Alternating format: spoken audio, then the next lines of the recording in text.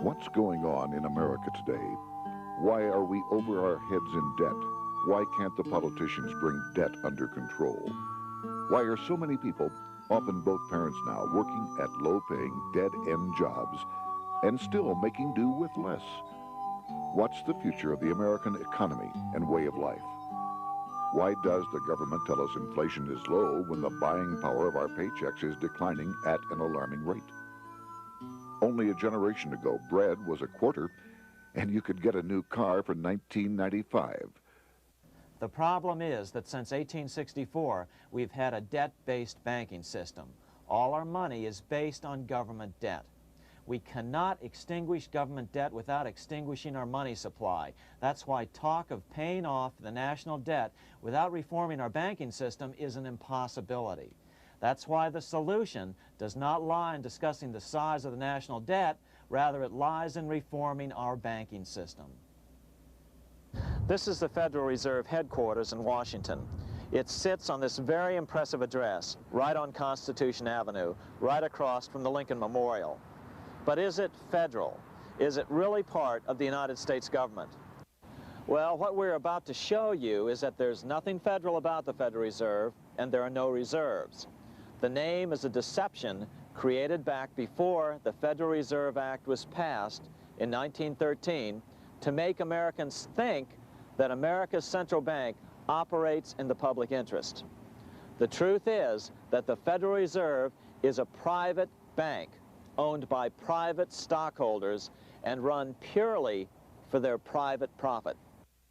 That's exactly correct. The Fed is a privately owned for-profit corporation, which again has no reserves, at least no reserves available to back up the Federal Reserve notes, which is our common currency.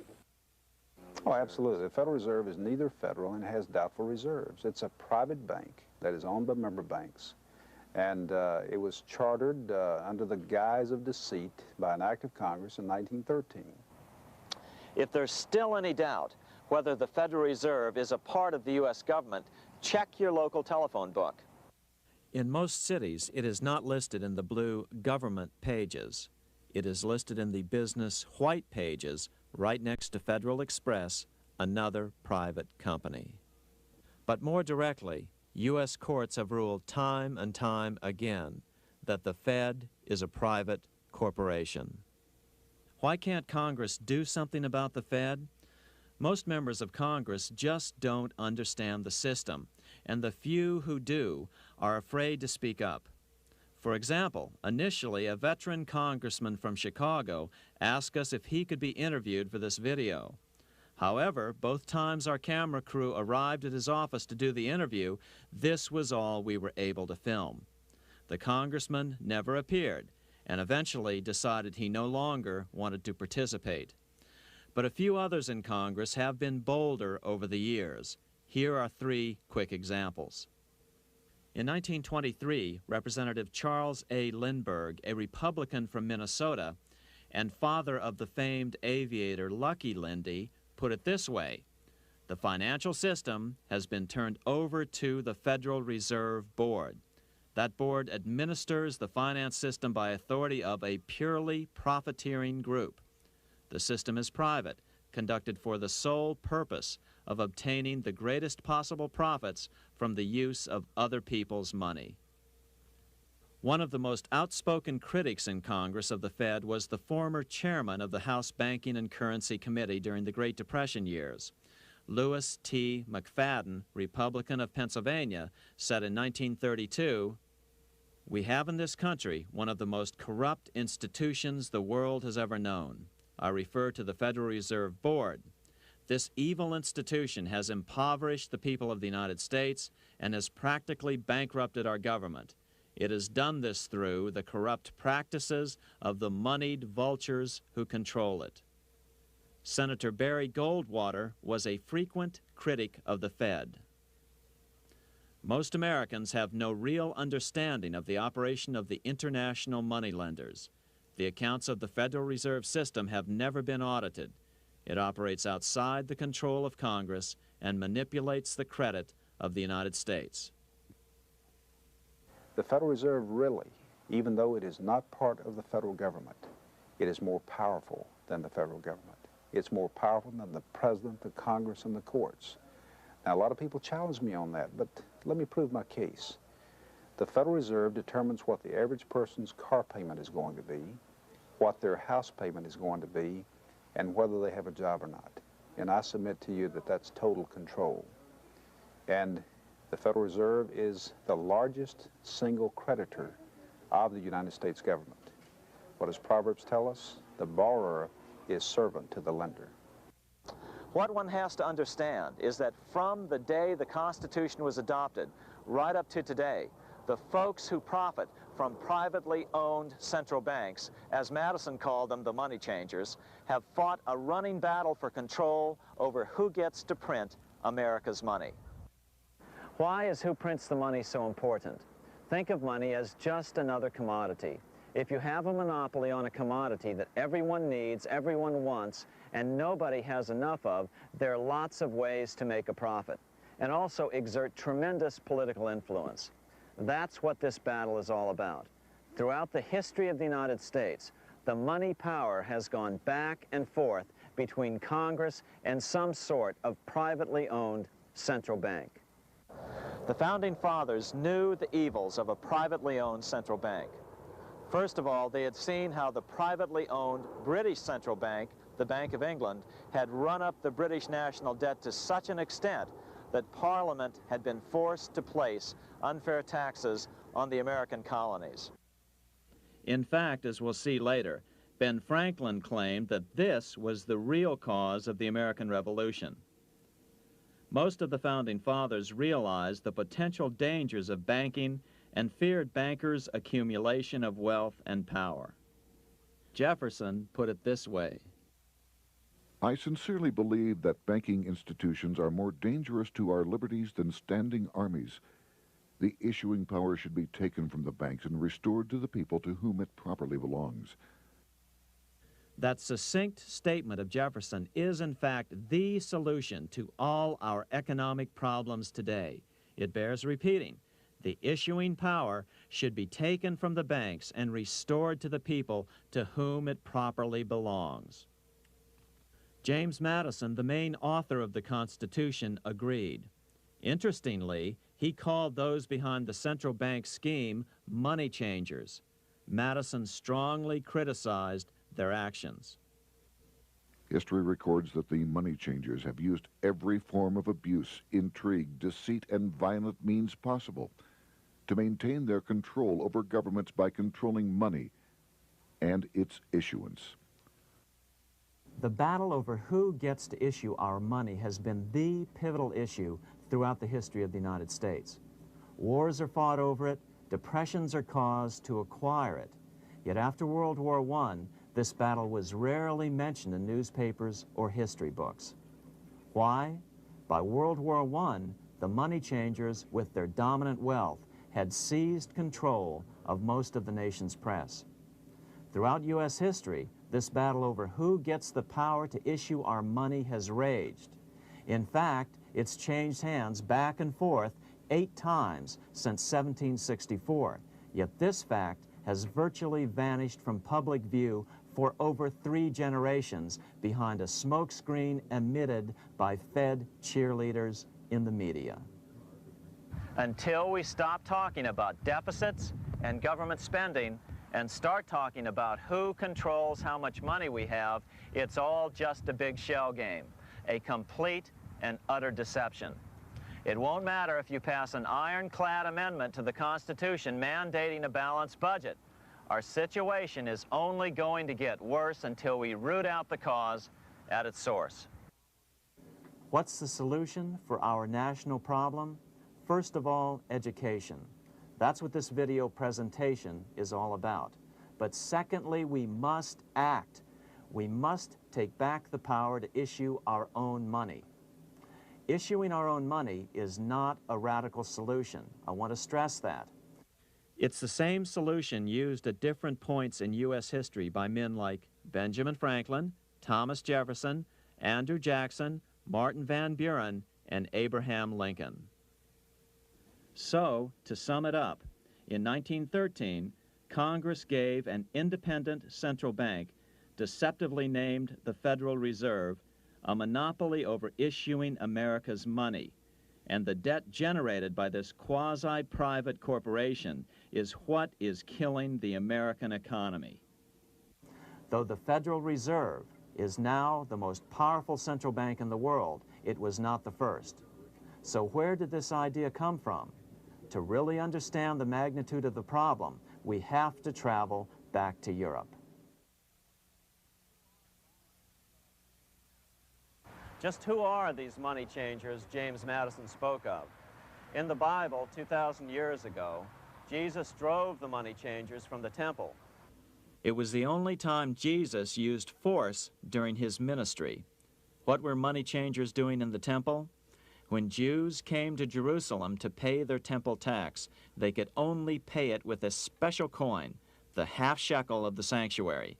This was a half ounce of pure silver about this size. It was the only coin around at that time which was pure silver and of assured weight without the image of a pagan emperor. Therefore, to Jews, the half shekel was the only coin acceptable to God. But these coins were not plentiful. The money changers had cornered the market on them. Then they raised the price, just like any other commodity, to whatever the market would bear. In other words, money changers were making exorbitant profits because they held a virtual monopoly on money. The Jews had to pay whatever they demanded. To Jesus, this totally violated the sanctity of God's house.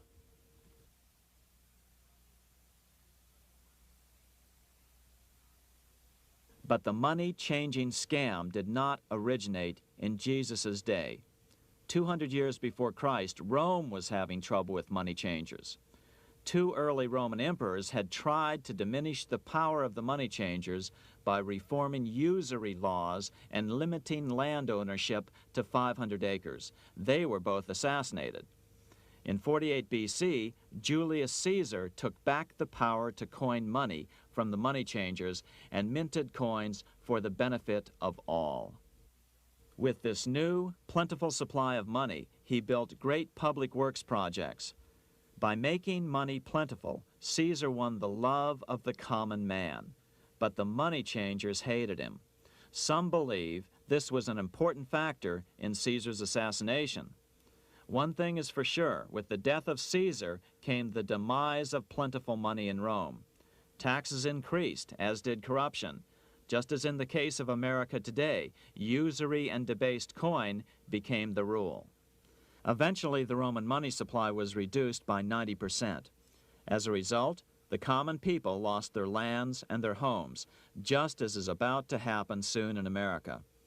With the demise of plentiful money, the masses lost confidence in the Roman government and refused to support it.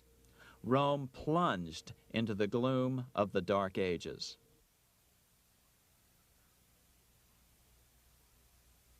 A 1,000 years after the death of Christ, money changers, those who loan out and manipulate the quantity of money, were active in medieval England. In fact, they were so active that acting together, they could manipulate the entire English economy. These were not bankers per se. The money changers generally were the goldsmiths. They were the first bankers because they started keeping other people's gold for safekeeping in their vaults. The first paper money was merely a receipt for gold left at the goldsmith. Paper money caught on because it was more convenient than carrying around a lot of heavy gold and silver coins. Eventually, goldsmiths noticed that only a small fraction of the depositors ever came in and demanded their gold at any one time. Goldsmiths started cheating on the system. They discovered that they could print more money than they had gold, and usually no one would be the wiser. Then they could loan out this extra money and collect interest on it. This was the birth of fractional reserve banking. That is, loaning out many times more money than you have assets on deposit. So, if $1,000 in gold were deposited with them, they could loan out about $10,000 in paper money and draw interest payments on it, and no one would ever discover the deception. By this means, goldsmiths gradually accumulated more and more wealth and used this wealth to accumulate more and more gold. Today, this practice of loaning out more money than there are reserves is known as fractional reserve banking. Every bank in the United States is allowed to loan out at least 10 times more money than they actually have. That's why they get rich on charging, let's say, 8% interest. It's not really 8% per year, which is their income. It's 80%. That's why bank buildings are always the largest in town. But does that mean that all interest or all banking should be illegal? Hardly. In the Middle Ages, canon law, the law of the Catholic Church, forbade charging interest on loans. This concept followed the teachings of Aristotle and St. Thomas Aquinas. They taught that the purpose of money was to serve the members of society, to facilitate the exchange of goods needed to lead a virtuous life. Interest, in their belief, hindered this purpose by putting an unnecessary burden on the use of money. In other words, interest was contrary to reason and justice. Reflecting church law in the Middle Ages, Europe forbade charging interest on loans and made it a crime called usury. As commerce grew, and therefore opportunities for investment arose in the late Middle Ages, it came to be recognized that to loan money had a cost for the lender, both in risk and in lost opportunity. So some charges were allowed, but not interest per se. But all moralists, no matter what religion, condemn fraud, oppression of the poor, and injustice as clearly immoral. As we will see, fractional reserve lending is rooted in a fraud, results in widespread poverty, and reduces the value of everyone else's money. The ancient goldsmiths discovered that extra profits could be made by rowing the economy between easy money and tight money. When they made money easier to borrow, then the amount of money in circulation expanded. Money was plentiful. People took out more loans to expand their businesses. But then the money changers would tighten the money supply. They would make loans more difficult to get. What would happen? Just what happens today. A certain percentage of people could not repay their previous loans and could not take out new loans to repay the old ones. Therefore, they went bankrupt and had to sell their assets to the goldsmiths for pennies on the dollar. The same thing is still going on today. Only today, we call this rowing of the economy up and down the business cycle. Like Julius Caesar, King Henry I of England finally resolved to take the money power away from the goldsmiths about 1100 AD. Henry could have used anything as money, seashells, feathers, or even yak dung, as is often done in remote Tibetan provinces. But he invented one of the most unusual money systems in history. It was called the tally stick system. Here I have one of the few surviving examples of this form of British money, which lasted 726 years until 1826, a tally stick. The tally system was adopted to avoid the monetary manipulation of the goldsmiths. Tally sticks were money fabricated out of sticks of polished wood. Notches were cut along one edge of the stick to indicate the denominations. Then the stick was split lengthwise through the notches so that both pieces still had a record of the notches. The king kept one half to protect against counterfeiting. Then he would spend the other half into the economy and they would circulate as money. This particular tally stick is huge. It represented 25,000 pounds. One of the original stockholders in the Bank of England purchased his original shares with this stick. In other words, he bought shares in the world's richest and most powerful corporation with a stick of wood. It's ironic that after its formation in 1694, the Bank of England attacked the tally stick system because it was money outside the power of the money changers, just as King Henry had wanted it to be. Why do people accept sticks of wood for money? That's a great question. Throughout history, people traded anything they thought had value and used as money. You see, the secret is that money is only what people agree on to use as money. What's our paper money today? It's really just paper. But here's the trick. King Henry ordered that tally sticks had to be used to pay the king's taxes. This built-in demand for tally sticks immediately made them circulate and be accepted as money. And they worked well. In fact, no other form of money has worked so well for so long as tally sticks. Keep in mind, the British Empire was built under the tally stick system. The tally stick system succeeded despite the fact that the money changers constantly attacked it by offering the metal coin system as competition. In other words, metal coins never went completely out of circulation, but tally sticks hung on because they were good for the payment of taxes. Finally, in the 1500s, King Henry VIII relaxed the laws concerning usury, and the money changers wasted no time reasserting themselves. They quickly made their gold and silver money plentiful for a few decades. But when Queen Mary took the throne and tightened the usury laws again, the money changers renewed the hoarding of gold and silver coins, forcing the economy to plummet. When Queen Mary's sister, Queen Elizabeth I, took the throne, she was determined to regain control over English money. Her solution was to issue gold and silver coins from the public treasury and take the control over the money supply away from the money changers. Although control over money was not the only cause of the English Revolution in 1642, religious differences fueled the conflict. Monetary policy played a major role. Financed by the money changers, Oliver Cromwell finally overthrew King Charles, purged the Parliament, and put the king to death. The money changers were immediately allowed to consolidate their financial power. The result was that for the next 50 years, the money changers plunged Great Britain into a series of costly wars. They took over a square mile of property in the center of London, known as the City of London. This area today is still known as one of the 3 predominant financial centers of the world.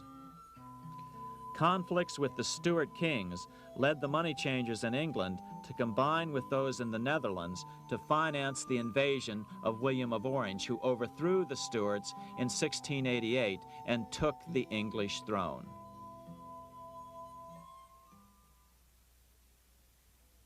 By the end of the 1600s, England was in financial ruin. 50 years of more or less continuous wars with France and Holland had exhausted her. Frantic government officials met with the money changers to beg for the loans necessary to pursue their political purposes. The price was high: a government-sanctioned, privately owned bank which could issue money created out of nothing. It was to be the modern world's first privately owned central bank, the Bank of England. Although it was deceptively called the Bank of England to make the general population think it was part of the government, it was not.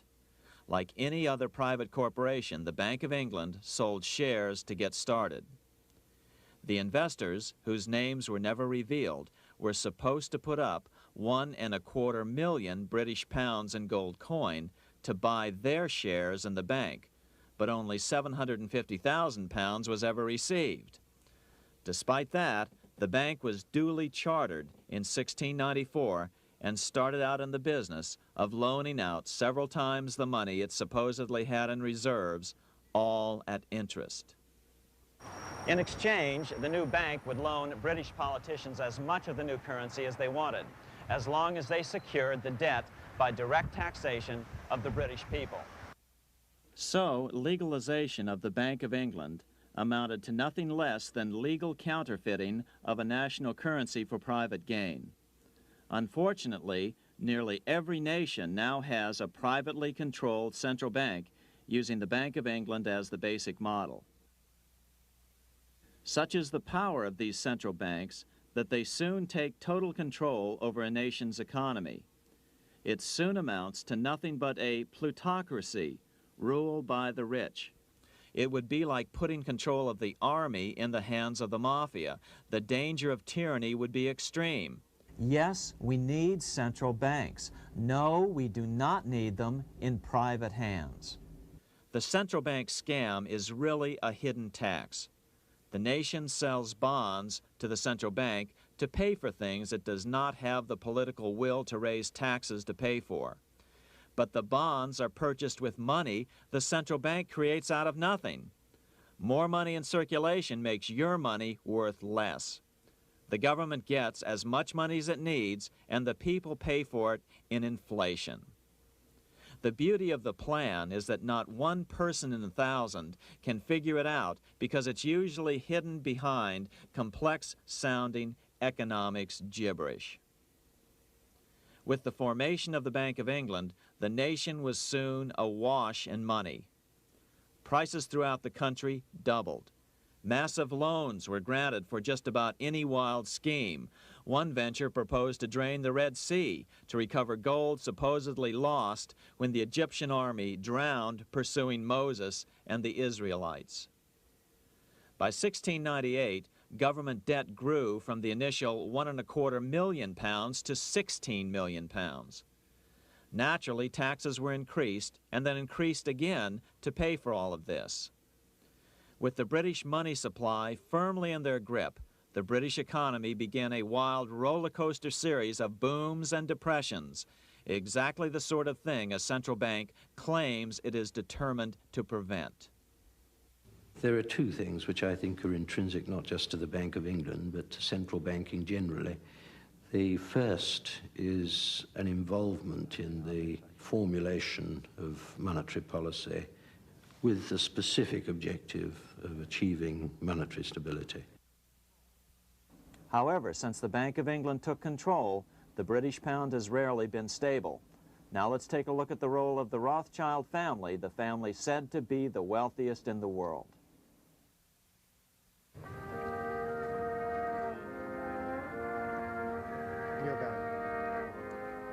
This is Frankfurt, Germany.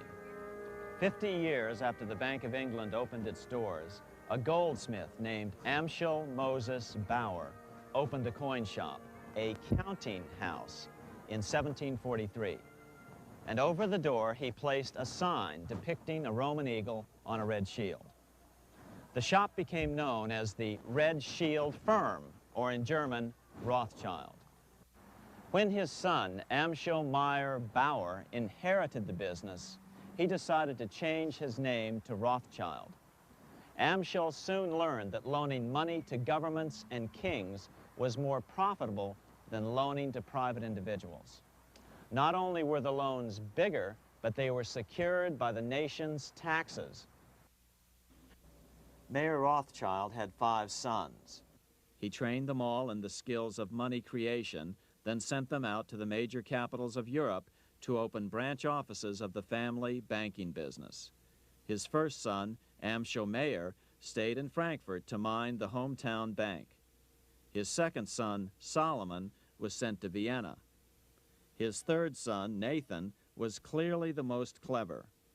He was sent to London at age 21 in 1798, 100 years after the founding of the Bank of England.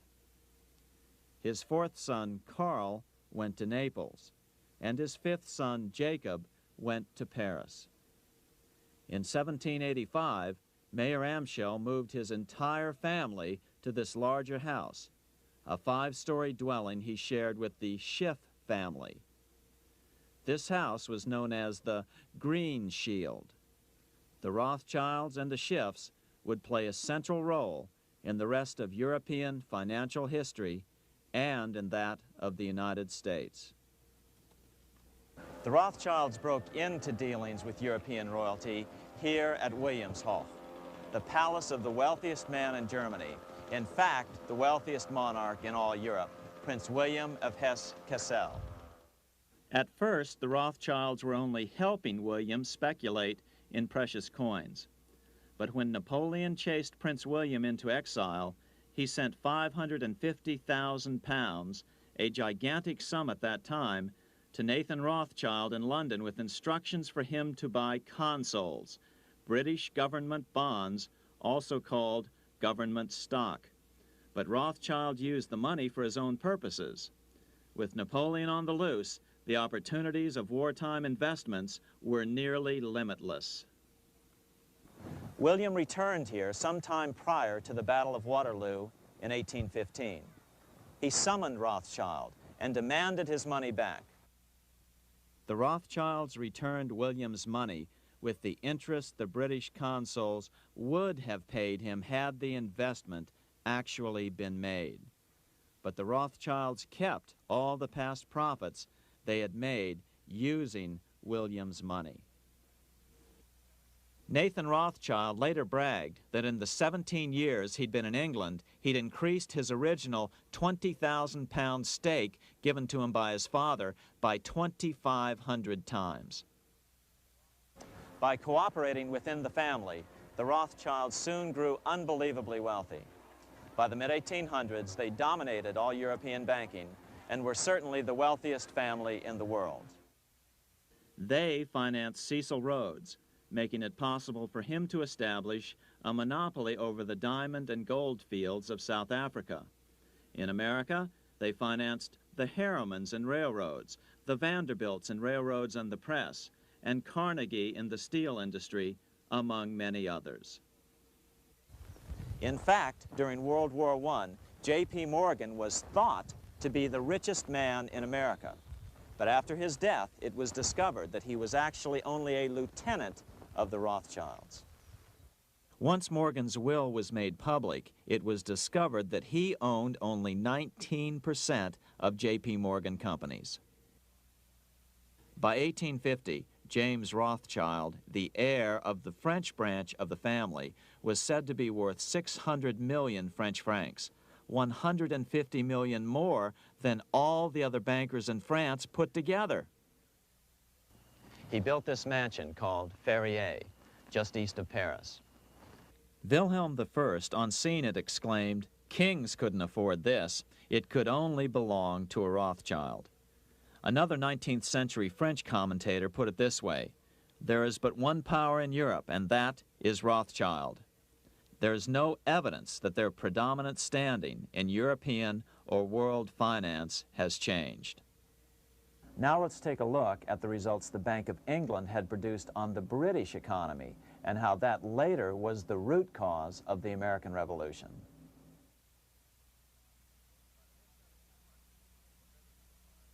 By the mid-1700s, the British Empire was nearing its height of power around the world. But Britain had fought 4 costly wars in Europe since the creation of their privately owned central bank, the Bank of England. The cost had been high. To finance these wars, the British Parliament here had borrowed heavily from the bank. By the mid-1700s, the government's debt here in Britain was £140 million, a staggering sum for those days.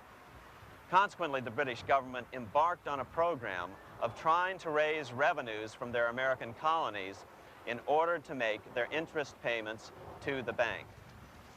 But in America, it was a different story. The scourge of a privately owned central bank had not yet hit. This is Independence Hall in Philadelphia, where the Declaration of Independence and Constitution were signed. In the mid-1700s, pre-revolutionary America was still relatively poor. There was a severe shortage of precious metal coins to trade for goods, so the early colonists were forced to experiment with printing their own homegrown paper money. Some of these experiments were successful. Franklin was a big supporter of the colonies printing their own paper money. In 1757, Franklin was sent to London. He ended up staying for the next 18 years here, nearly until the start of the American Revolution. During this period, the American colonies began to issue their own money. Called colonial scrip, the endeavor was very successful. It provided a reliable medium of exchange, and it also helped to provide a feeling of unity between the colonies. Remember, colonial scrip was just paper money, debt-free money, printed in the public interest, and not backed by gold or silver coin. In other words, it was a totally fiat currency. One day, officials of the Bank of England asked Franklin how he would account for the newfound prosperity of the colonies. Without hesitation, he replied, "That is simple.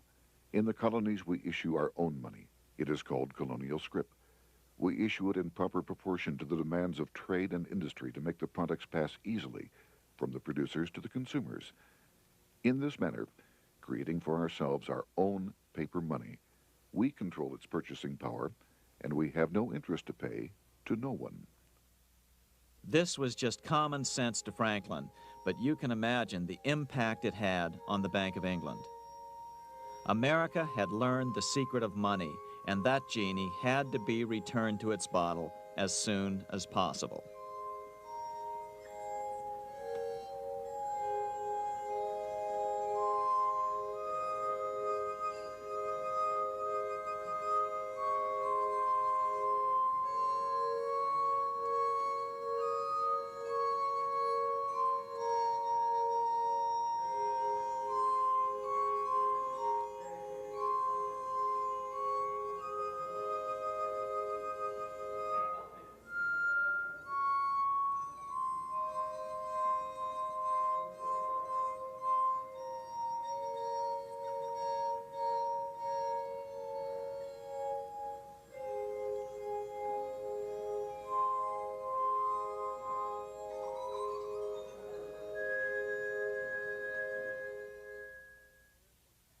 As a result, Parliament hurriedly passed the Currency Act of 1764.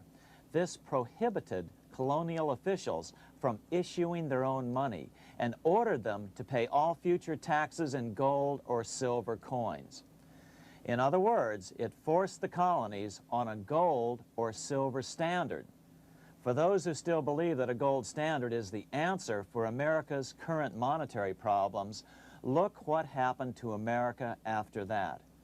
Writing in his autobiography, Franklin said, "In 1 year, the conditions were so reversed that the era of prosperity ended and a depression set in to such an extent that the streets of the colonies were filled with unemployed."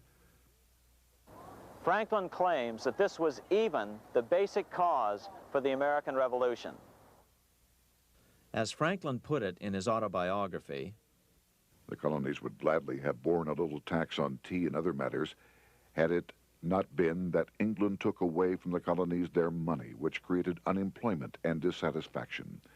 The inability of the colonists to get the power to issue their own money permanently out of the hands of George III and the international bankers was the prime reason for the Revolutionary War. by the time the first shots were fired in Lexington, Massachusetts, on April 19, 1775, the colonies had been drained of gold and silver coin by British taxation. As a result, the Continental government had no choice but to print money to finance the war. At the start of the Revolution, the U.S. money supply stood at $12 million. By the end of the war, it was nearly $500 million. As a result, the currency was virtually worthless. Shoes sold for $5,000 a pair. Colonial scrip had worked because just enough was issued to facilitate trade.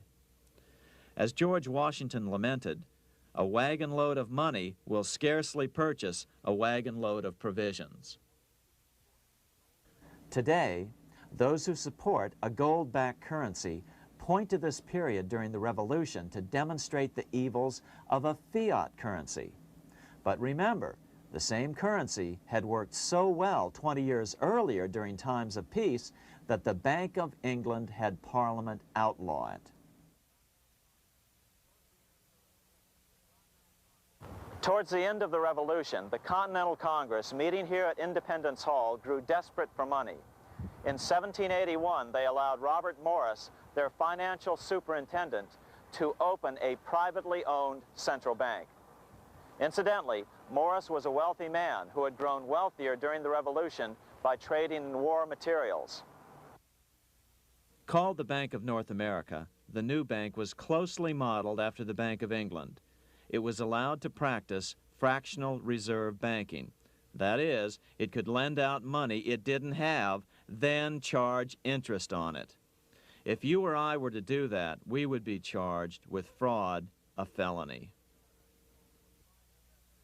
The bank's charter called for private investors to put up $400,000 worth of initial capital. But when Morris was unable to raise the money, he brazenly used his political influence to have gold deposited in the bank, which had been loaned to America by France. He then loaned this money to himself and his friends to reinvest in shares of the bank. And, like the Bank of England, the bank was given a monopoly over the national currency. Soon the dangers became clear. The value of American currency continued to plummet. So, 4 years later, in 1785, the bank's charter was not renewed. The leader of the effort to kill the bank, William Findley of Pennsylvania, explained the problem this way, quote, "This institution, having no principle but that of avarice, will never be varied in its object, to engross all the wealth, power, and influence of the state." The men behind the Bank of North America, Alexander Hamilton, Robert Morris, and the bank's president, Thomas Whiling, did not give up. Only 6 years later, Hamilton, then Secretary of the Treasury, and his mentor, Morris, rammed a new privately owned central bank through the new Congress. Called the first bank of the United States, Thomas Whiling again served as the bank's president. The players were the same, only the name of the bank was changed.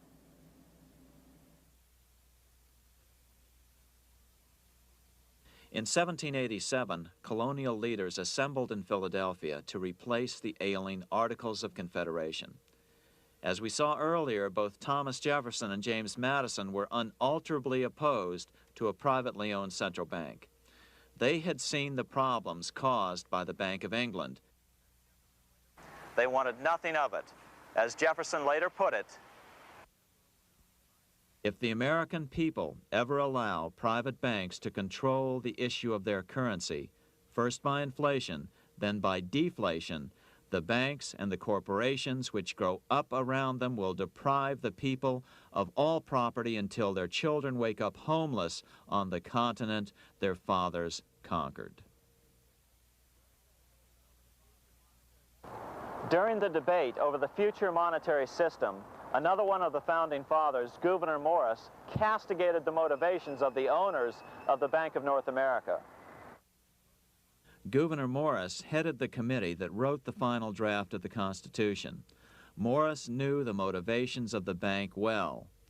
Along with his old boss, Robert Morris, Gouverneur Morris and Alexander Hamilton were the ones who had presented the original plan for the Bank of North America to the Continental Congress in the last year of the Revolution.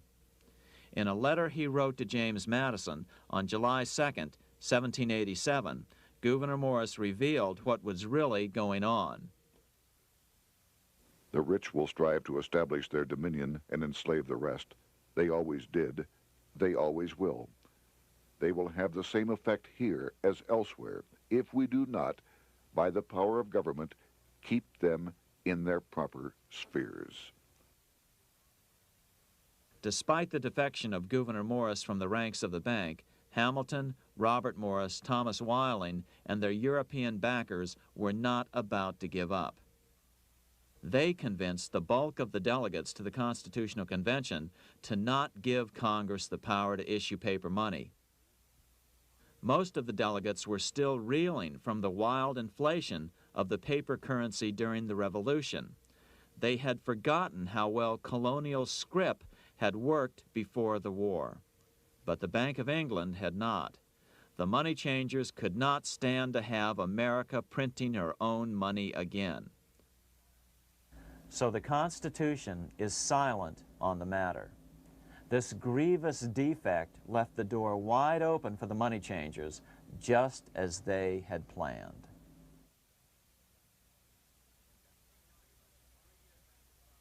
In 1790, less than 3 years after the Constitution had been signed, the money changers struck again. The newly appointed first Secretary of the Treasury, Alexander Hamilton, proposed a bill to the Congress calling for a new, privately owned central bank.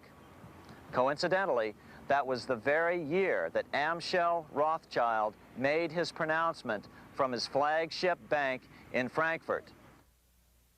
Let me issue and control a nation's money, and I care not who writes the laws. Alexander Hamilton was a tool of the international bankers, and he wanted to create the U.S. Bank, the BUS, or the Bank of the United States, and did so. Interestingly, one of Hamilton's first jobs after graduating from law school in 1782 was as an aide to Robert Morris, the head of the Bank of North America. In fact, the year before, Hamilton had written Morris a letter saying, "A national debt, if it is not excessive, will be to us a national blessing." A blessing to whom? After a year of intense debate, in 1791, Congress passed the bill and gave it a 20-year charter. The new bank was to be called the First Bank of the United States, or BUS. Here we are in front of the First Bank of the United States in Philadelphia. The bank was given a monopoly on printing U.S. currency, even though 80% of its stock would be held by private investors. The other 20% would be purchased by the U.S. government. But the reason was not to give the government a piece of the action, it was to provide the capital for the other 80% owners. As with the old Bank of North America and the Bank of England before that, the stockholders never paid the full amount for their shares. The U.S. government put up their initial $2 million in cash. Then the bank, through the old magic of fractional reserve lending, made loans to its charter investors so they could come up with the remaining $8 million of capital needed for this risk-free investment. Like the Bank of England, the name of the Bank of the United States was deliberately chosen to hide the fact that it was privately controlled. And like the Bank of England, the names of the investors in the bank were never revealed. Many years later, it was a common saying that the Rothschilds were the power behind the old Bank of the United States. The bank was sold to Congress as a way to bring stability to the banking system and eliminate inflation. So what happened? Over the first 5 years, the U.S. government borrowed $8.2 million from the Bank of the United States. In the same 5-year period, prices rose by 72%. Jefferson, as the new Secretary of State, watched the borrowing with sadness and frustration, unable to stop it. I wish it were possible to obtain a single amendment to our Constitution, taking from the federal government the power of borrowing. Millions of Americans feel the same way today. They watch in helpless frustration as the federal government borrows the American economy into oblivion. So, although it was called the First Bank of the United States, it was not the first attempt at a privately owned central bank in this country. As with the Bank of North America, the government put up most of the cash to get this private bank going, then the bankers loaned the money to each other to buy the remaining stock in the bank. It was a scam, plain and simple, and they wouldn't be able to get away with it for long. But first, we have to travel back to Europe to see how a single man was able to manipulate the entire British economy by obtaining the first news of Napoleon's final defeat.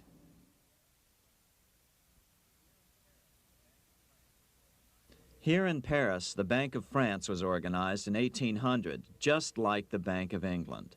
But Napoleon decided France had to break free of debt, and he never trusted the Bank of France.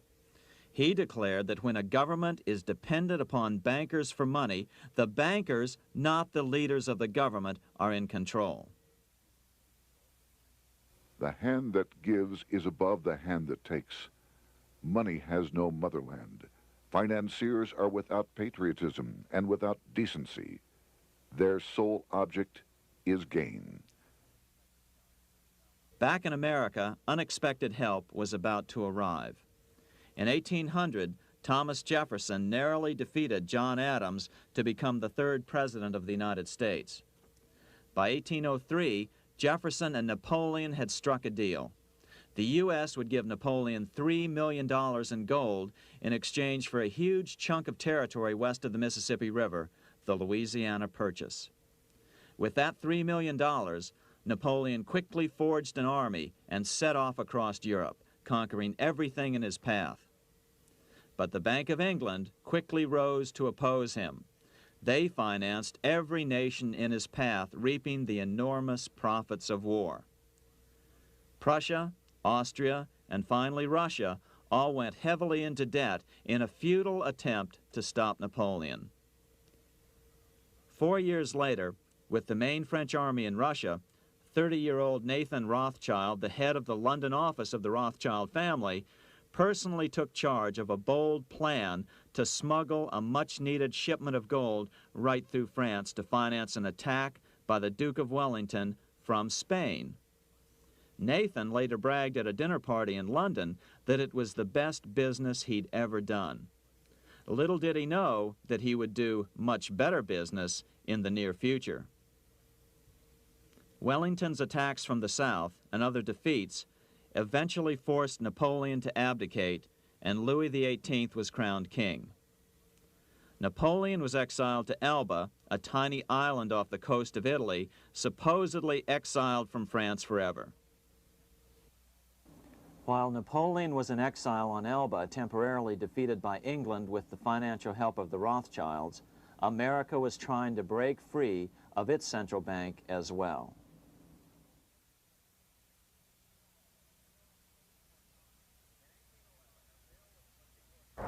In 1811, a bill was put before Congress to renew the charter of the Bank of the United States.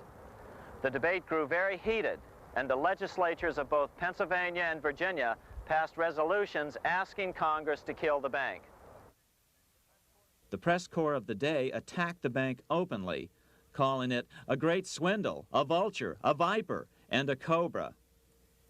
Oh, to have an independent press once again in America. A congressman named P.B. Porter attacked the bank from the floor of Congress, saying if the bank's charter was renewed, Congress, quote, will have planted in the bosom of this Constitution a viper, which one day or another will sting the liberties of this country to the heart, close quote. Prospects didn't look that good for the bank. Some writers have even claimed that Nathan Rothschild warned that the United States would find itself involved in a most disastrous war if the bank's charter were not renewed. But it wasn't enough. When the smoke had cleared, the renewal bill was defeated by a single vote in the House and was deadlocked in the Senate. By now, America's fourth president, James Madison, was in the White House. Remember, Madison was a staunch opponent of the bank. His vice president, George Clinton, broke a tie in the Senate and sent the bank into oblivion. Within 5 months, England attacked the U.S., and the War of 1812 was on. But the British were still busy fighting Napoleon, and so the War of 1812 ended in a draw in 1814. Though the money changers were temporarily down, they were far from out. It would take them only another 2 years to bring back their bank bigger and stronger than ever.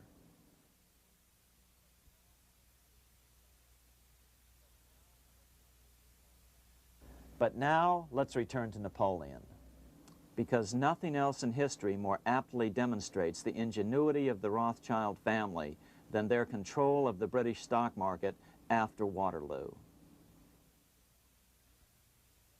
In 1815, a year after the end of the War of 1812 in America, Napoleon escaped his exile and returned to Paris. French troops were sent out to capture him, but such was his charisma that the soldiers rallied around their old leader and hailed him as their emperor once again. In March of 1815, Napoleon equipped an army which Britain's Duke of Wellington defeated less than 90 days later at Waterloo. Some writers claim Napoleon borrowed £5 million from the Bank of England to rearm, but it appears these funds actually came from the Ouvard banking house in Paris. Nevertheless, from about this point on, it was not unusual for privately controlled central banks to finance both sides in a war. Why would a central bank finance opposing sides in a war? Because war is the biggest debt generator of them all. A nation will borrow any amount for victory. The ultimate loser is loaned just enough to hold out the vain hope of victory, and the ultimate winner is given enough to win. Besides, such loans are usually conditioned upon the guarantee that the victor will honor the debts of the vanquished.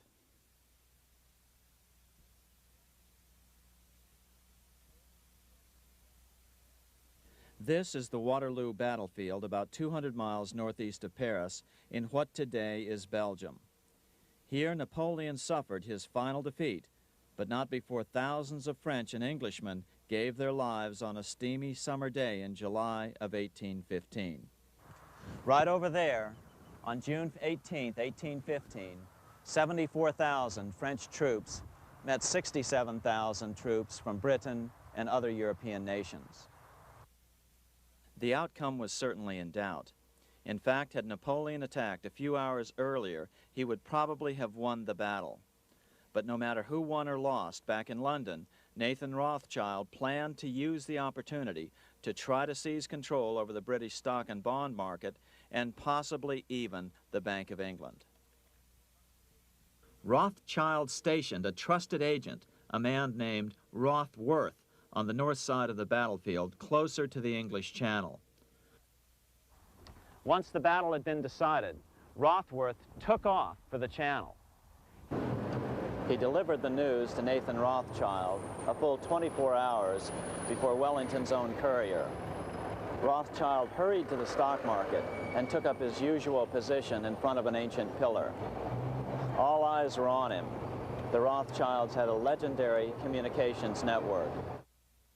If Wellington had been defeated and Napoleon was loose on the continent again, Britain's financial situation would become grave indeed. Rothschild looked saddened. He stood there motionless, eyes downcast. Then suddenly he began selling. Other nervous investors saw that Rothschild was selling.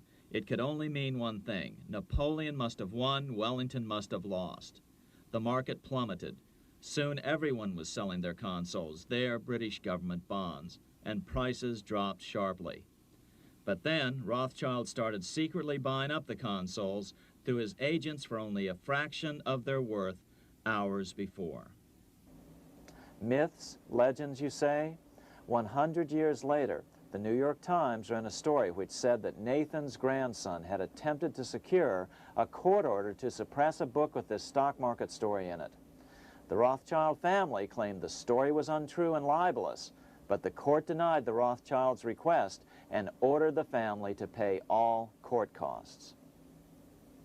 What's even more interesting about this story is that some authors claim that the day after the Battle of Waterloo, in a matter of hours, Nathan Rothschild came to dominate not only the bond market, but the Bank of England as well. Whether or not the Rothschild family seized control of the Bank of England, the first privately owned central bank in a major European nation and the wealthiest, one thing is certain. By the mid-1800s, the Rothschilds were the richest family in the world, bar none. They dominated the new government bond markets and branched into other banks and industrial concerns. In fact, the rest of the 19th century was known as the Age of the Rothschilds. Despite this overwhelming wealth, the family has generally cultivated an aura of invisibility. Although the family controls scores of industrial, commercial, mining, and tourist corporations, only a handful bear the Rothschild name. By the end of the 19th century, one expert estimated that the Rothschild family controlled half the wealth of the world. Whatever the extent of their vast wealth, it is reasonable to assume that their percentage of the world's wealth has increased since then. But since the turn of the century, the Rothschilds have cultivated the notion that their power has somehow waned even as their wealth increases.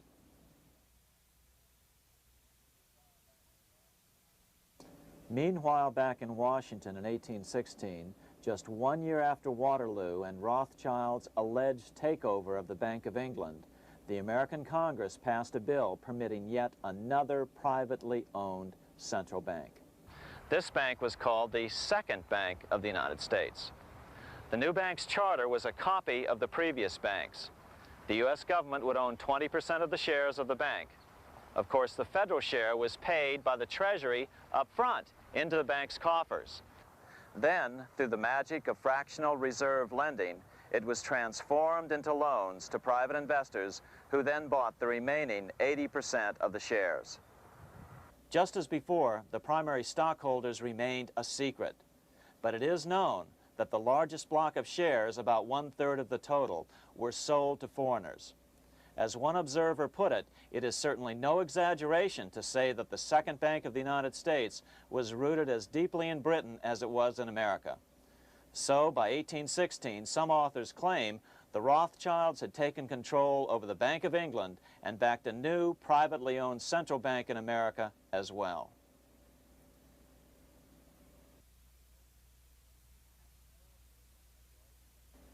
After 12 years of manipulations of the U.S. economy on the part of the Second Bank of the U.S., the American people had had just about enough. Opponents of the bank nominated a dignified senator from Tennessee, Andrew Jackson, the hero of the Battle of New Orleans, to run for president. This is his home, the Hermitage. No one gave Jackson a chance initially. The bank had long ago learned how the political process could be controlled with money. To the surprise and dismay of the money changers, Jackson was swept into office in 1828.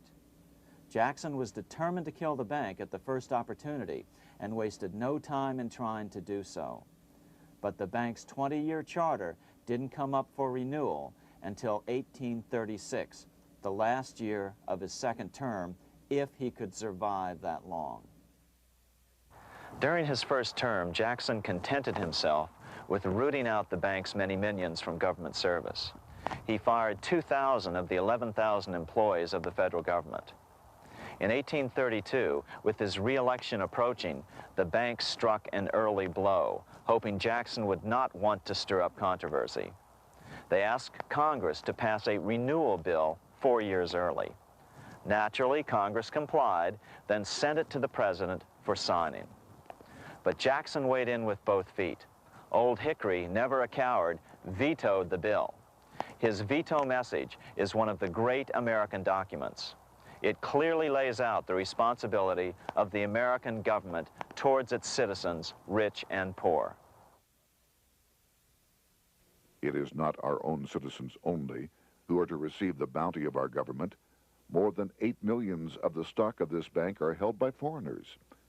Is there no danger to our liberty and independence in a bank that in its nature has so little to bind it to our country? Controlling our currency, receiving our public monies, and holding thousands of our citizens' independence would be more formidable and dangerous than a military power of the enemy. If government would confine itself to equal protection and, as heaven does its rains, shower its favor alike on the high and the low, the rich and the poor, it would be an unqualified blessing. In the act before me, there seems to be a wide and unnecessary departure from these just principles. Later that year, in July 1832, Congress was unable to override Jackson's veto. Now Jackson had to stand for re-election. Jackson took his argument directly to the people. For the first time in U.S. history, Jackson took his presidential campaign on the road. Before then, presidential candidates stayed at home and looked presidential. His campaign slogan was "Jackson and no bank." The National Republican Party ran Senator Henry Clay against Jackson. Despite the fact that the bankers poured over $3 million into Clay's campaign, Jackson was reelected by a landslide in November of 1832. Despite his presidential victory, Jackson knew the battle was only beginning. "The hydra of corruption is only scotched, not dead," said the newly elected president. Jackson ordered his new Secretary of Treasury, Lewis McLean, to start removing the government's deposits from the second bank and start placing them in state banks. But McLean refused to do so. Jackson fired him and appointed William J. Duane as the new Secretary of the Treasury. Duane also refused to comply with the president's requests, and so Jackson fired him as well and then appointed Roger B. Taney to the office. Taney did withdraw government funds from the bank starting on October 1st, 1833. Jackson was jubilant. "I have it chained. I'm ready with screws to draw every tooth and then the stumps." But the bank was not yet done fighting. Its head, Nicholas Biddle, used his influence to get the Senate to reject Taney's nomination. Then, in a rare show of arrogance, Biddle threatened to cause a depression if the bank was not rechartered. This worthy president thinks that because he has scalped Indians and imprisoned judges, he is to have his way with the bank. He is mistaken. Next, in an unbelievable fit of honesty for a central banker, Biddle admitted that the bank was going to make money scarce to force Congress to restore the bank. Nothing but widespread suffering will produce any effect on Congress. Our only safety is in pursuing a steady course of firm restriction, and I have no doubt that such a course will ultimately lead to restoration of the currency and the recharter of the bank. What a stunning revelation. Here was the pure truth, revealed with shocking clarity. Biddle intended to use the money contraction power of the bank to cause a massive depression until America gave in. Unfortunately, this has happened time and time again throughout U.S. history and is about to happen again in today's world. Nicholas Biddle made good on his threat.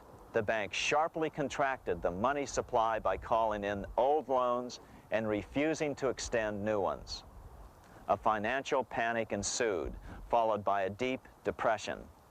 Naturally, Biddle blamed Jackson for the crash, saying that it was caused by the withdrawal of federal funds from the bank. Unfortunately, his plan worked well. Wages and prices sagged. Unemployment soared along with business bankruptcies. The nation quickly went into an uproar. Newspaper editors blasted Jackson in editorials. The bank threatened to withhold payments, which then could be made directly to key politicians for their support. Within only months, Congress assembled in what was called the panic session. 6 months after he had withdrawn funds from the bank, Jackson was officially censured by a resolution which passed the Senate by a vote of 26 to 20. It was the first time a president had ever been censured by Congress.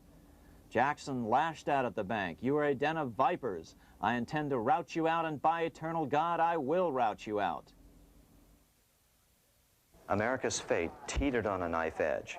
If Congress could muster enough votes to override Jackson's veto, the bank would be granted another 20-year monopoly or more over America's money, time enough to consolidate its already great power. Then a miracle occurred. The governor of Pennsylvania came out supporting President Jackson and strongly criticized the bank. On top of that, Biddle had been caught boasting in public about the bank's plan to crash the economy. Suddenly, the tide shifted. In April of 1834, the House of Representatives voted 134 to 82 against rechartering the bank. This was followed up by an even more lopsided vote to establish a special committee to investigate whether the bank had caused the crash. When the investigating committee arrived at the bank's door in Philadelphia, armed with a subpoena to examine the books, Biddle refused to give them up. Nor would he allow inspection of correspondence with congressmen relating to their personal loans and advances he'd made to them. He also refused to testify before the committee back in Washington. On January 8th, 1835, Jackson paid off the final installment on the national debt, which had been necessitated by allowing the banks to issue currency for government bonds rather than simply issuing treasury notes without such debt. He was the only president to ever pay off the debt.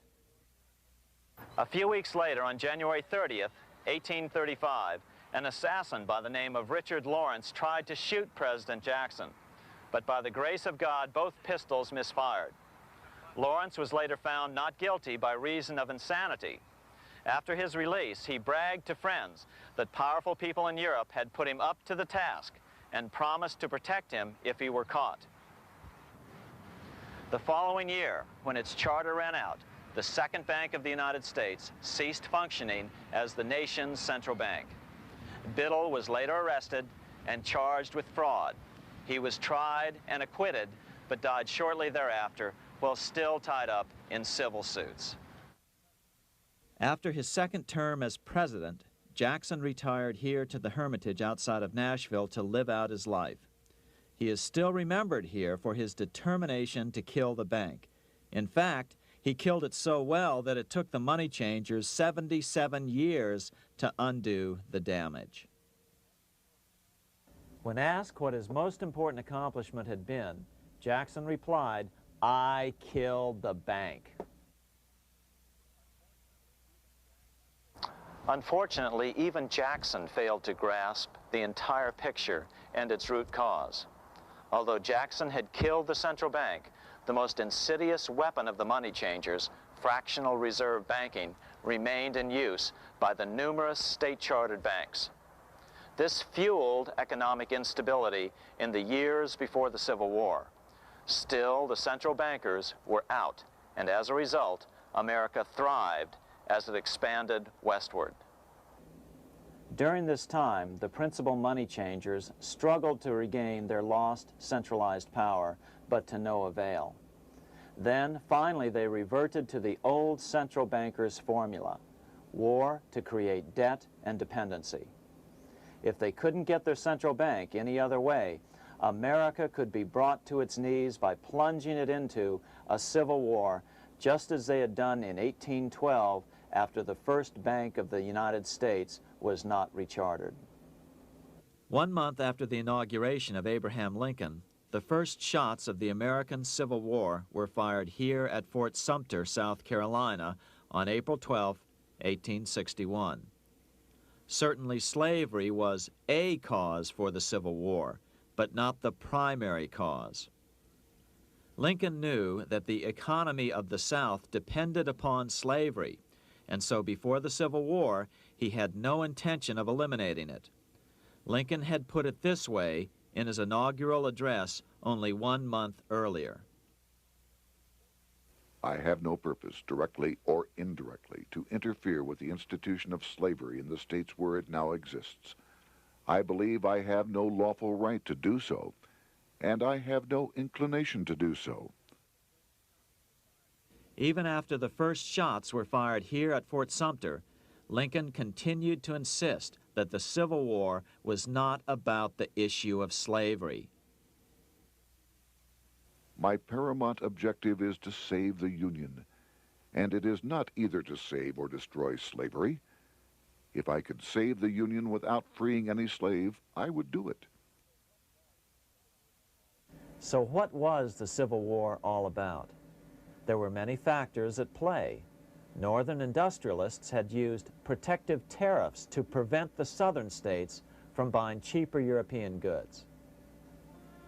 Europe retaliated by stopping cotton imports from the South. The southern states were in a double financial bind. They were forced to pay more for most of the necessities of life, while their income from cotton exports plummeted. The South was angry. But there were other factors at work. The money changers were still stung by America's withdrawal from their control 25 years earlier. Since then, America's wildcat economy had made the nation rich, a bad example for the rest of the world. The central bankers now saw an opportunity to split the rich new nation, to divide and conquer by war. Was this just some sort of wild conspiracy theory at the time? Well, let's take a look at what a well-placed observer of the scene had to say at the time. His name was Otto von Bismarck, Chancellor of Germany, the man who united the German states a few years later. The division of the United States into federations of equal force was decided long before the Civil War by the high financial powers of Europe. These bankers were afraid that the United States, if they remained as one bloc and as one nation, would attain economic and financial independence which would upset their financial domination over the world.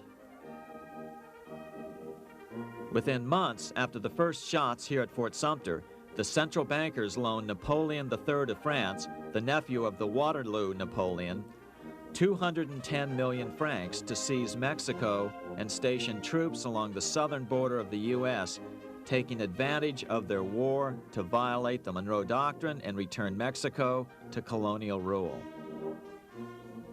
No matter what the outcome of the Civil War, a weakened America, heavily indebted to the money changers, would open up Central and South America once again to European colonization and domination. The very thing America's Monroe Doctrine had forbade in 1823. At the same time, Great Britain moved 11,000 troops into Canada and positioned them menacingly along America's northern border. The British fleet went to war alert should their quick intervention be called for. Lincoln knew he was in a double bind. That's why he agonized over the fate of the Union. There was a lot more to it than just differences between the North and the South. That's why his emphasis was always on union and not merely the defeat of the South.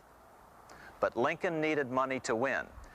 In 1861, Lincoln and his Secretary of Treasury, Salmon P. Chase, went to New York to apply for the necessary loans. The money changers, anxious to see the Union fail, offered loans at 24 to 36% interest. Lincoln said thanks, but no thanks, and returned to Washington.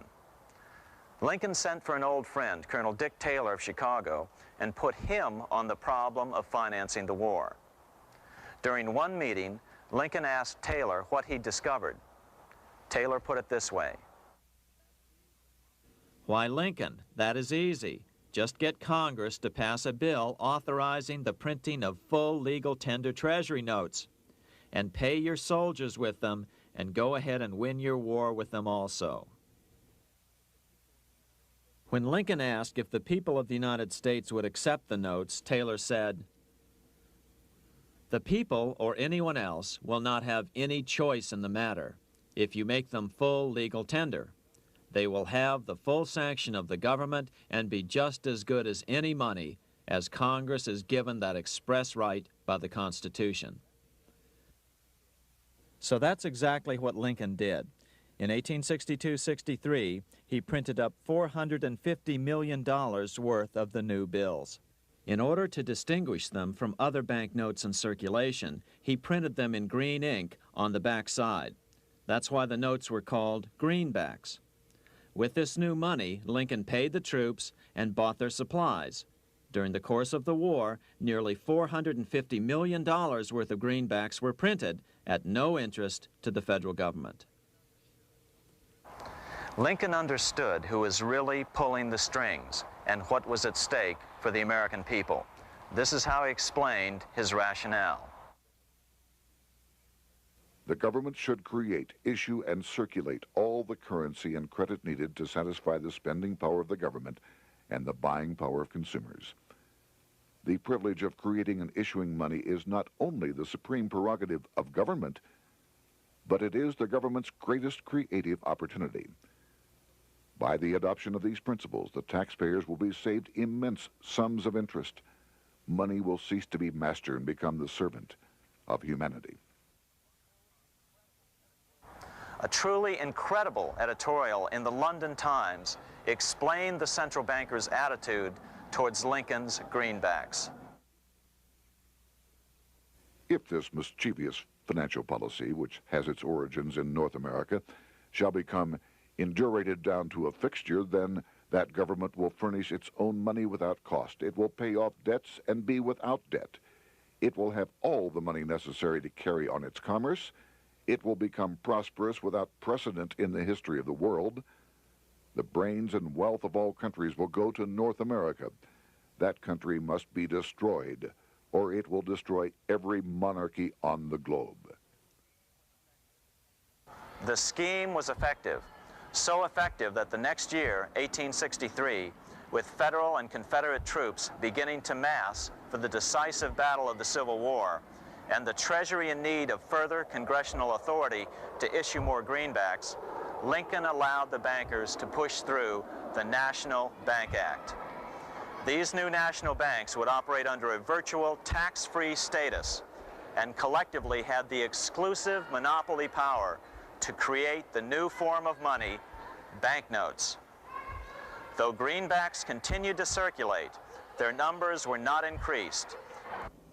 But most importantly, from this point on, the entire U.S. money supply would be created out of debt by bankers buying U.S. government bonds and issuing them for reserves for banknotes.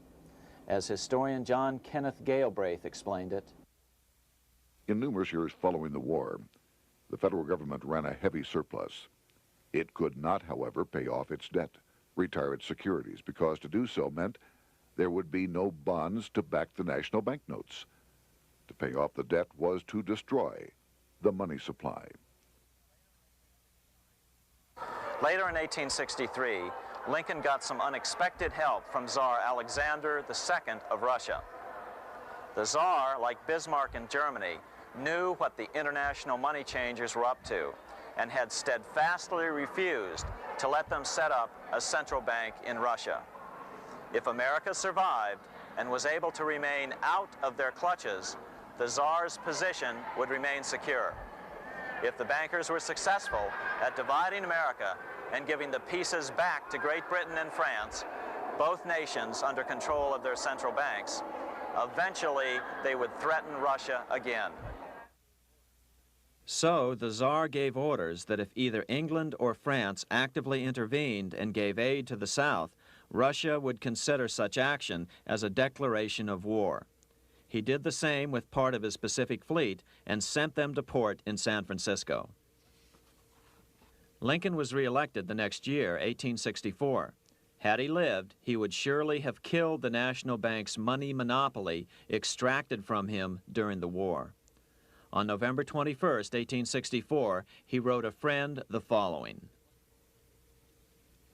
The money power preys upon the nation in times of peace and conspires against it in times of adversity. It is more despotic than monarchy, more insolent than autocracy, more selfish than bureaucracy. Shortly before Lincoln was murdered, his former Secretary of Treasury, Salmon P. Chase, bemoaned his role in helping secure the passage of the National Banking Act only 1 year earlier. My agency in promoting the passage of the National Banking Act was the greatest financial mistake in my life. It has built up a monopoly which affects every interest in the country.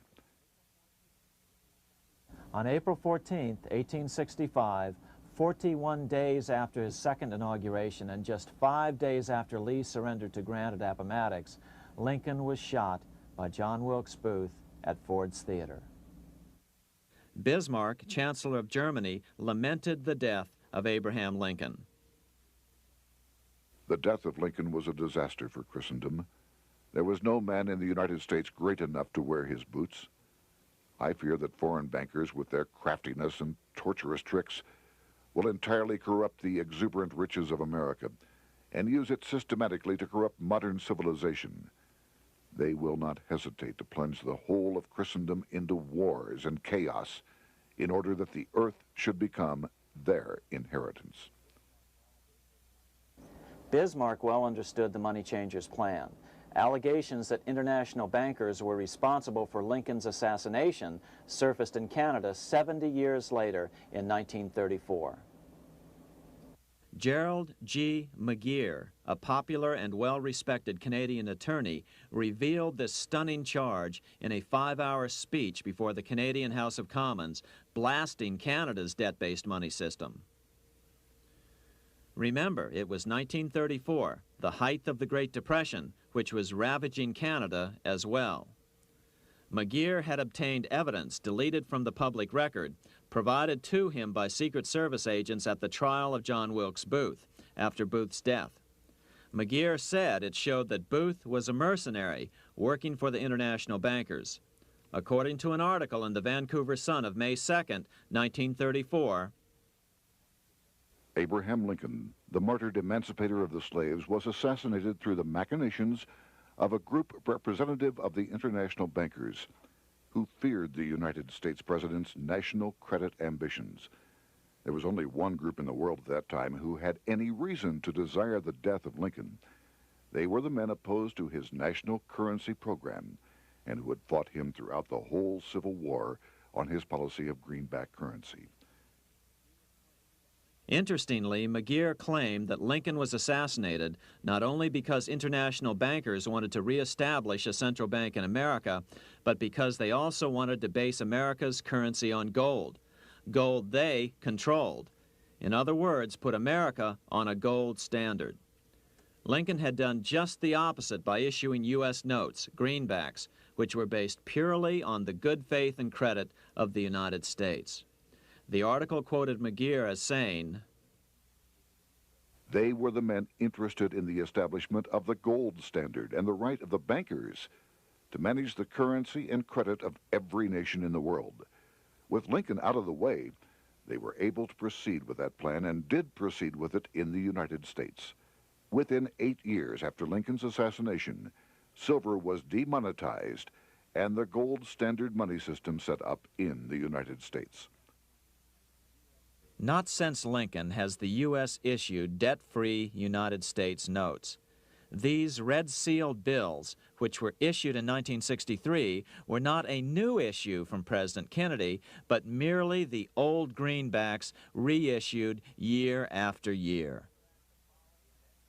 In another act of folly and ignorance, the 1994 Regal Act actually authorized the replacement of Lincoln's greenbacks with debt-based notes. In other words, greenbacks were in circulation in the United States until 1994. Why was silver bad for the bankers and gold good? Simple. Because silver was plentiful in the United States. It was very hard to control. Gold was, and always has been, scarce. Throughout history, it has been relatively easy to monopolize gold, but silver has historically been 15 times more plentiful.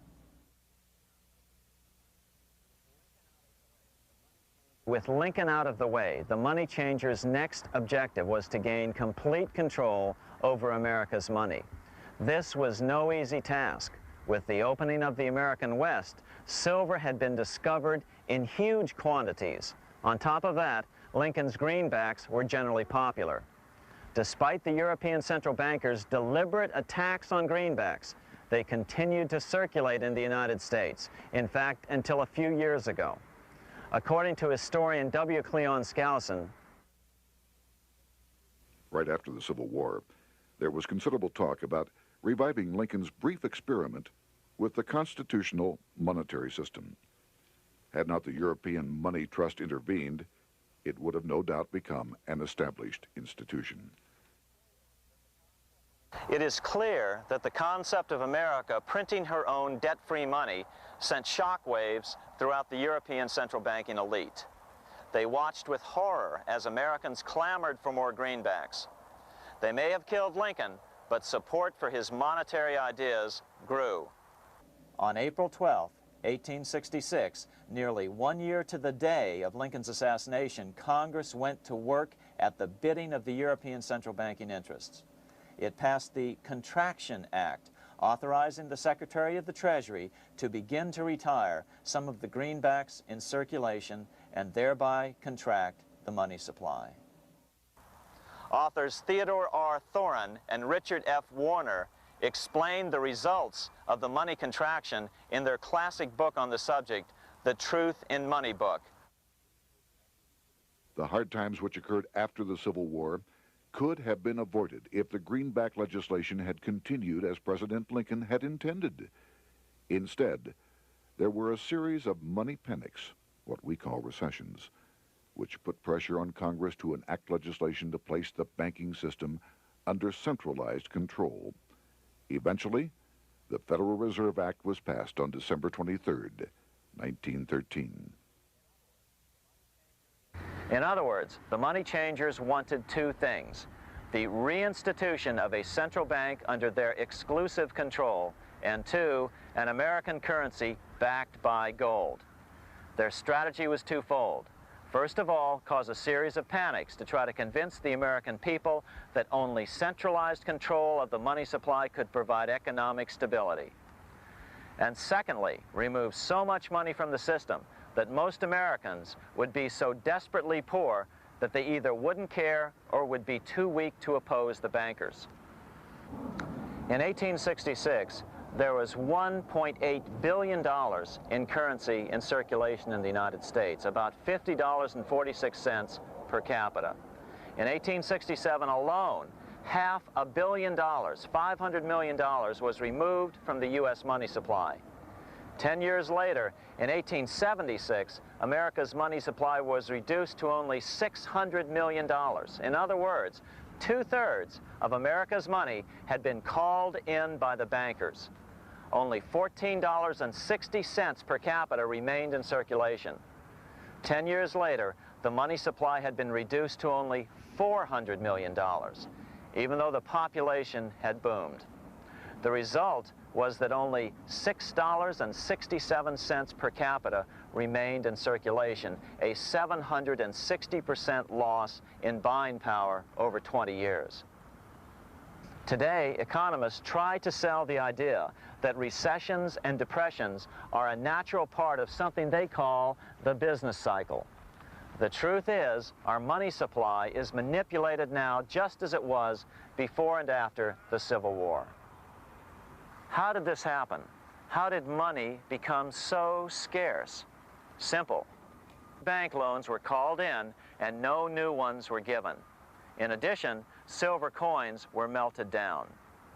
In 1872, a man named Ernest Sed was given 100,000 pounds, about $500,000, by the Bank of England and sent to America to bribe necessary congressmen to get silver demonetized.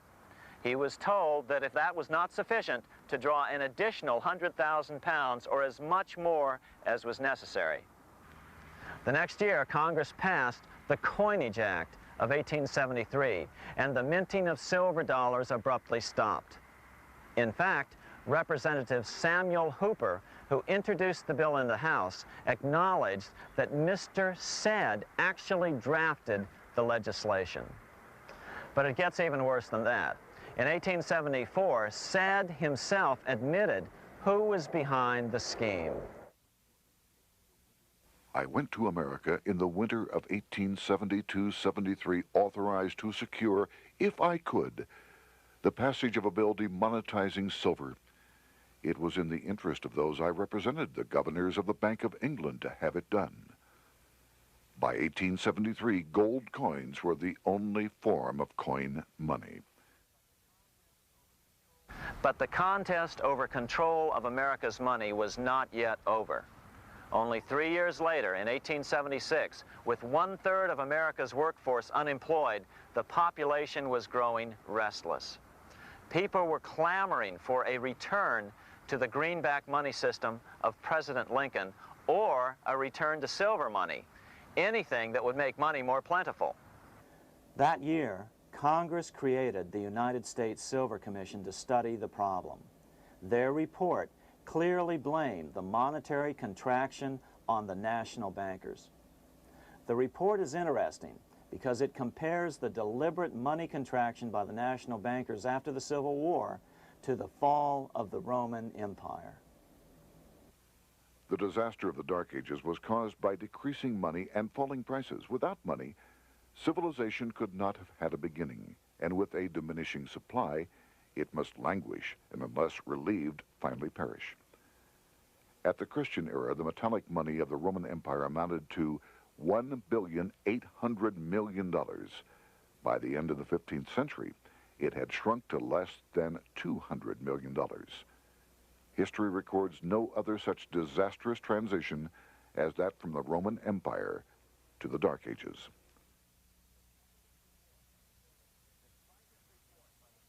Despite this report by the Silver Commission, Congress took no action. The next year, 1877, riots broke out from Pittsburgh to Chicago. The torches of starving vandals lit up the sky. The bankers huddled to decide what to do. They decided to hang on. Now that they were back in control to a certain extent, they were not about to give it up. At the meeting of the American Bankers Association that year, they urged their membership to do everything in their power to put down the notion of a return to greenbacks. The ABA Secretary, James Buell, authored a letter to the members which blatantly called on the banks to subvert not only Congress, but the press. It is advisable to do all in your power to sustain such prominent daily and weekly newspapers, especially the agricultural and religious press, as will oppose the greenback issue of paper money, and that you will also withhold patronage from all applicants who are not willing to oppose the government issue of money. To repeal the act creating banknotes or to restore to circulation the government issue of money will be to provide the people with money and will therefore seriously affect our individual profits as bankers and lenders. See your congressman at once and engage him to support our interest that we may control legislation. As political pressure mounted in Congress for change, the press tried to turn the American people away from the truth.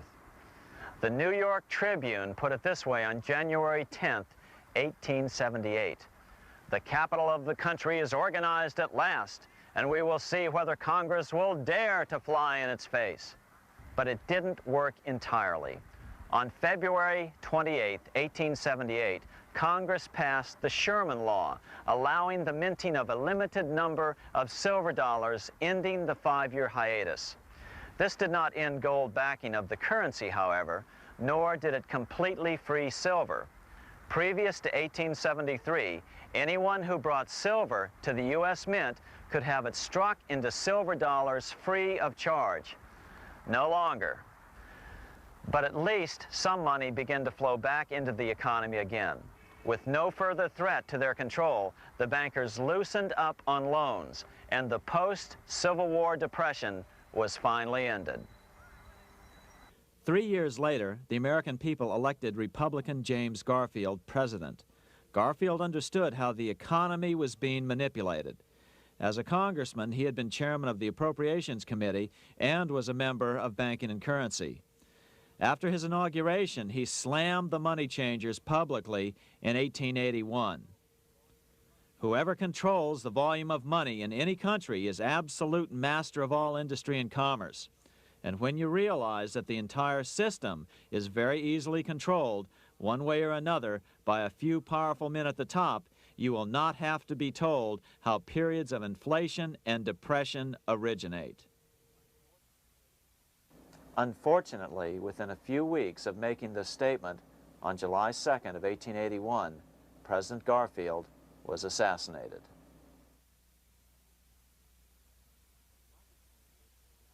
The money changers were gathering strength fast. They began a periodic fleecing of the flock, as they called it, by creating economic booms followed by further depressions so they could buy up thousands of homes and farms for pennies on the dollar. In 1891, the money changers prepared to take the American economy down again, and their methods and motives were laid out with shocking clarity in a memo sent out by the American Bankers Association, the ABA, an organization in which most bankers were members. Notice that this memo called for bankers to create a depression on a certain date 3 years in the future. According to the congressional record, here's how it read in part. On September 1st, 1894, we will not renew our loans under any consideration. On September 1st, we will demand our money. We will foreclose and become mortgagees in possession. We can take 2/3 of the farms west of the Mississippi and thousands of them east of the Mississippi as well at our price. Then the farmers will become tenants, as in England. These depressions could be controlled because America was on the gold money standard. Since gold is scarce, it's one of the easiest commodities to manipulate. People wanted silver money legalized again so they could escape the stranglehold the money changers had on gold money. People wanted silver money reinstated, reversing Mr. Said's Act of 1873, by then called the Crime of '73. By 1896, the issue of more silver money had become the central issue in the presidential campaign. William Jennings Bryan, a senator from Nebraska, ran for president as a Democrat on the free silver issue. At the Democratic National Convention in Chicago, he made an emotional speech which won him the nomination entitled Crown of Thorns and Cross of Gold. Though Bryan was only 36 years old at the time, this speech is widely regarded as the most famous oration ever made before a political convention. In the dramatic conclusion, Bryan said, "We will answer their demand for a gold standard by saying to them, you shall not press down upon the brow of labor this crown of thorns. You shall not crucify mankind upon a cross of gold." The bankers lavishly supported the Republican candidate, William McKinley, who favored the gold standard. The resulting contest was amongst the most fiercely contested presidential races in American history. Bryan made over 600 speeches in 27 states. The McKinley campaign got manufacturers and industrialists to inform their employees that if Bryan were elected, all factories and plants would close and there would be no work. The ruse succeeded. McKinley beat Bryan by a small margin. Bryan ran for president again in 1900 and in 1908, but fell short each time. During the 1912 Democratic Convention, Bryan was a powerful figure who helped Woodrow Wilson win the nomination. When Wilson became president, he appointed Bryan as Secretary of State, but Bryan soon became disenchanted with the Wilson administration.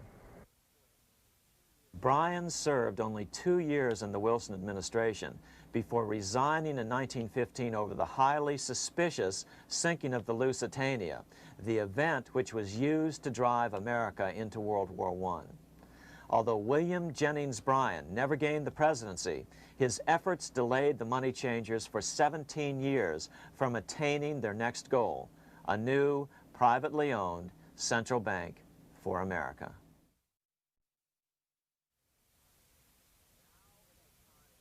Now it was time for the money changers to get back to the business of a new private central bank for America. During the early 1900s, men like J.P. Morgan led the charge. One final panic would be necessary to focus the nation's attention on the supposed need for a central bank. The rationale was that only a central bank can prevent bank failures. Morgan was clearly the most powerful banker in America and a suspected agent for the Rothschilds. Morgan had helped finance John D. Rockefeller's Standard Oil empire. He had also helped finance the monopolies of Edward Harriman in railroads, of Andrew Carnegie in steel, and of others in numerous industries. But on top of that, J.P. Morgan's father, Junius Morgan, had been America's financial agent to the British. After his father's death, J.P. Morgan took on a British partner, Edward Grenfell, a longtime director of the Bank of England. In fact, upon Morgan's death, his estate contained only a few $1 million. The bulk of the securities most people thought he owned were, in fact, owned by others. In 1902, President Theodore Roosevelt allegedly went after Morgan and his friends by using the Sherman Antitrust Act to try to break up their industrial monopolies. Actually, Roosevelt did very little to interfere in the growing monopolization of American industry by the bankers and their surrogates. For example, Roosevelt supposedly broke up the Standard Oil monopoly, But it wasn't really broken at all. It was merely divided into 7 corporations, all still controlled by the Rockefellers. The public was aware of this thanks to political cartoonists like Thomas Nast, who referred to the bankers as the money trust. By 1907, the year after Teddy Roosevelt's re-election, Morgan decided it was time to try for a central bank again. Using their combined financial muscle, Morgan and his friends were secretly able to crash the stock market. Thousands of small banks were vastly overextended. Some had reserves of less than 1% thanks to the fractional reserve principle. Within days, bank runs were commonplace across the nation. Now Morgan stepped into the public arena and offered to prop up the faltering American economy by supporting failing banks with money he manufactured out of nothing. It was an outrageous proposal, far worse than even fractional reserve banking, but Congress let him do it. Morgan manufactured $200 million worth of this completely reserveless private money and bought things with it, paid for services with it, and sent some of it to his branch banks to lend out at interest. His plan worked. Soon, the public regained confidence in money in general and quit hoarding their currency. But as a result, banking power was further consolidated into the hands of a few large banks. By 1908, the panic was over, and Morgan was hailed as a hero by the president of Princeton University, a man by the name of Woodrow Wilson. All this trouble could be averted if we appointed a committee of 6 or 7 public-spirited men like J.P. Morgan to handle the affairs of our country. Economics textbooks would later explain that the creation of the Federal Reserve System was the direct result of the panic of 1907. Quote, "With its alarming epidemic of bank failures, the country was fed up once and for all with the anarchy of unstable private banking," close quote. But Minnesota Congressman Charles A. Lindbergh Sr., the father of the famous aviator Lucky Lindy, later explained that the panic of 1907 was really just a scam. Those not favorable to the money trust could be squeezed out of business, and the people frightened into demanding changes in the banking and currency laws which the money trust would frame. So, since the passage of the National Bank Act of 1863, the money changers had been able to create a series of booms and busts. The purpose was not only to fleece the American public of their property, but to later claim that the banking system was basically so unstable that it had to be consolidated into a central bank once again.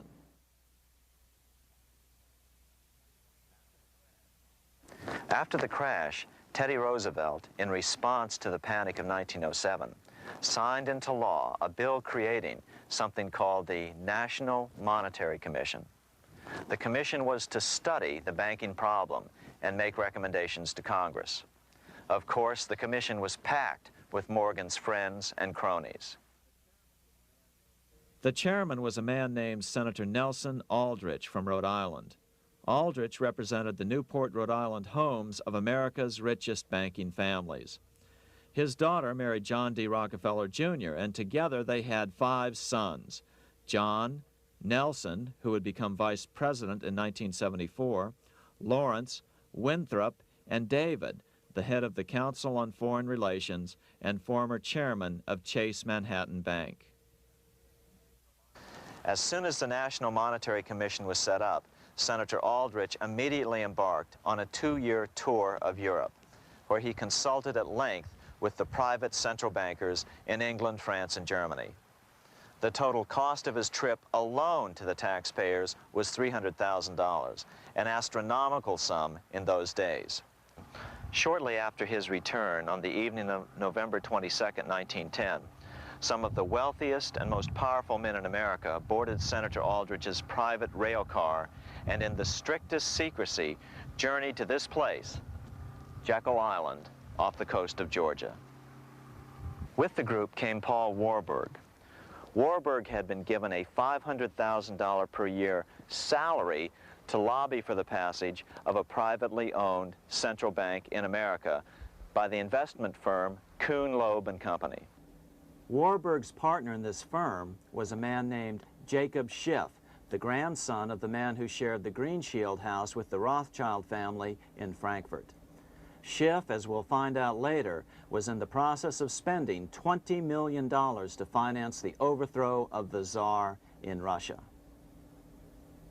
These three European banking families, the Rothschilds, the Warburgs, and the Schiffs, were interconnected by marriage down through the years, just as their American banking counterparts, the Morgans, Rockefellers, and Aldriches were.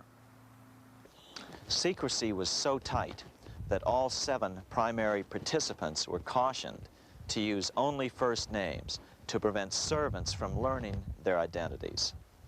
Years later, one participant, Frank Vanderlip, president of National City Bank of New York and a representative of the Rockefeller family, confirmed the Jekyll Island trip in a February 9, 1935 edition of the Saturday Evening Post. I was as secretive, indeed as furtive as any conspirator. Discovery, we knew, simply must not happen, or else all our time and effort would be wasted. If it were to be exposed that our particular group had got together and written a banking bill, that bill would have no chance whatever of passage by Congress. The participants came here to figure out how to solve their major problem, how to bring back a privately owned central bank. But there were other problems that needed to be addressed as well. First of all, the market share of the big national banks was shrinking fast. In the first 10 years of the century, the number of U.S. banks had more than doubled to over 20,000. By 1913, only 29% of all banks were national banks, and they held only 57% of all deposits. As Senator Aldrich later admitted in a magazine article. Before passage of this act, the New York bankers could only dominate the reserves of New York. Now, we are able to dominate the bank reserves of the entire country. Therefore, something had to be done to bring these new banks under their control. As John D. Rockefeller put it, quote, "Competition is sin," close quote. Secondly, the nation's economy was so strong that corporations were starting to finance their expansions out of profits instead of taking out huge loans from large banks. In the first 10 years of the new century, 70% of corporate funding came from profits. In other words, American industry was becoming independent of the money changers, and that trend had to be stopped. All the participants knew that these problems could be hammered out into a workable solution. But perhaps their biggest problem was a public relations problem, the name of the new bank. That discussion took place right here in this room, one of the many conference rooms in this sprawling hotel, today known as the Jekyll Island Club Hotel. Aldrich believed that the word bank should not even appear in the name. Warburg wanted to call the legislation the National Reserve Bill or the Federal Reserve Bill. The idea here was to give the impression that the purpose of the new central bank was to stop bank runs, but also to conceal its monopoly character. However, it was Aldrich, the egotistical politician, who insisted it be called the Aldrich Bill. After 9 days at Jekyll Island, the group dispersed. The new central bank would be very similar to the old Bank of the United States. It would be given a monopoly over U.S. currency and create that money out of nothing. How does the Fed create money out of nothing? It's a four-step process. But first, a word on bonds. Bonds are simply promises to pay, or government IOUs. People buy bonds to get a secure rate of interest. At the end of the term of the bond, the government repays the bond plus interest, and the bond is destroyed. There are about $3.6 trillion worth of these loans or bonds at present. Now here's the Fed money-making process. Step 1. The Federal Open Market Committee approves the purchase of U.S. bonds on the open market. Step 2. The bonds are purchased by the Fed from whoever is offering them for sale on the open market. Step 3, the Fed pays for the bonds with electronic credits to the seller's bank, which in turn credits the seller's bank account. The trick is that these credits are based on nothing. The Fed just creates them. Step 4, the banks use these deposits as reserves. They can loan out over 10 times the amount of their reserves to new borrowers, all at interest. In this way, a Fed purchase of, say, $1 million worth of bonds gets turned into over $10 million in bank accounts. The Fed, in effect, creates 10% of this totally new money, and the banks create the other 90%. To reduce the amount of money in the economy, the process is just reversed. The Fed sells bonds to the public, and the money flows out of the purchaser's local bank. Loans must be reduced by 10 times the amount of the sale. So, a Fed sale of $1 million in bonds results in $10 million less money in the economy. So how does this benefit the bankers whose representatives huddled at Jekyll Island?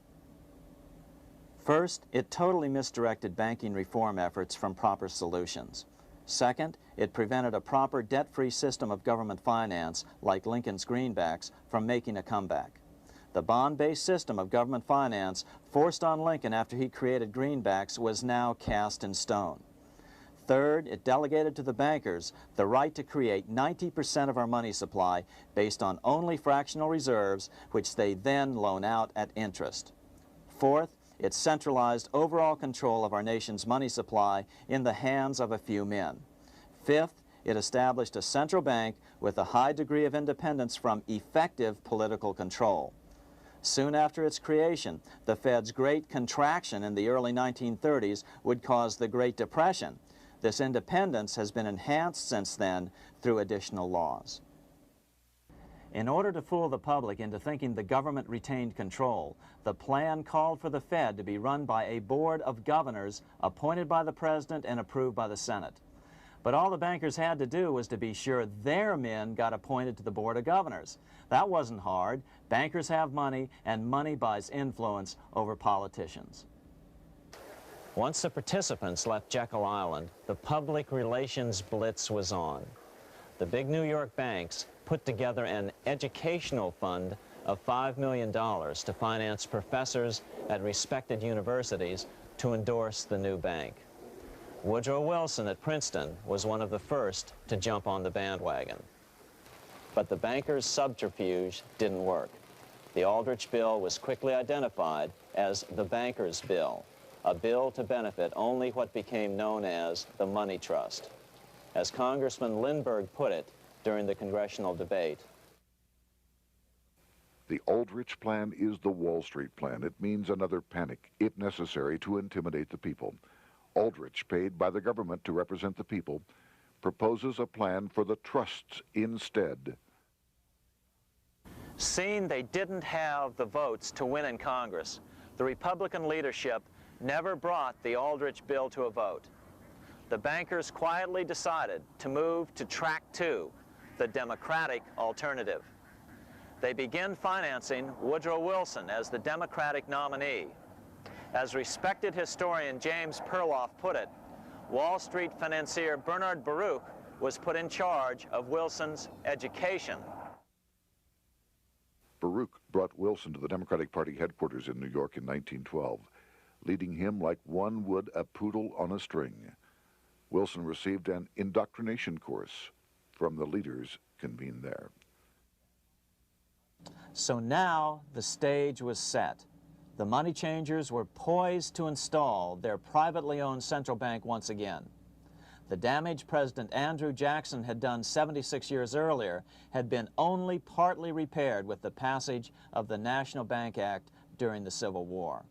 Since then, the battle had raged on across the decades. The Jacksonians became the greenbackers, who became the hardcore supporters of William Jennings Bryan. With Bryan leading the charge, these opponents of the money changers, ignorant of Baruch's tutelage, now threw themselves behind Democrat Woodrow Wilson. They and Bryan would soon be betrayed.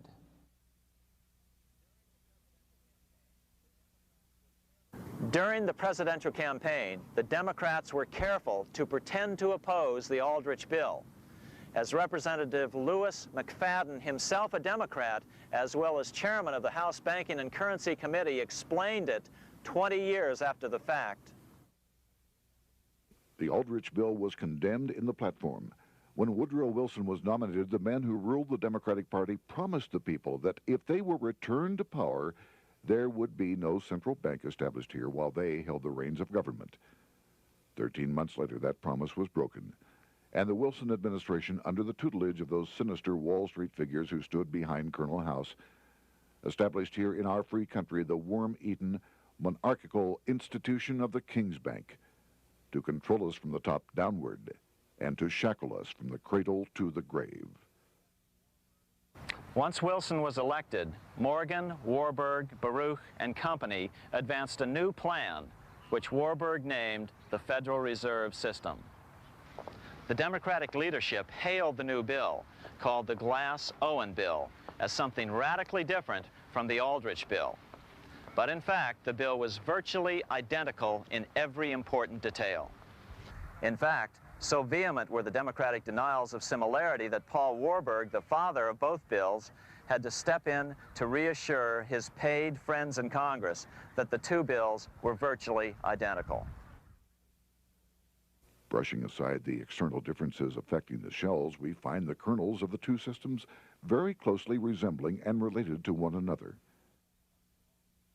But that admission was for private consumption only. Publicly, the money trust trotted out Senator Aldrich and Frank Vanderlip, the president of Rockefeller's National City Bank of New York and one of the Jekyll Island Seven, to oppose the new Federal Reserve System. Years later, however, Vanderlip admitted in the Saturday Evening Post that the two measures were virtually identical. Although the Aldrich Federal Reserve Plan was defeated when it bore the name Aldrich, nevertheless, its essential points were all contained in the plan that finally was adopted. As Congress neared a vote, they called Ohio attorney Alfred Crozier to testify. Crozier noted the similarities between the Aldrich bill and the Glass-Owen bill.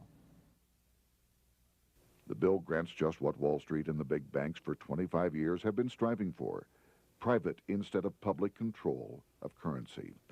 It, the Glass-Owen bill, does this as completely as the Aldrich bill.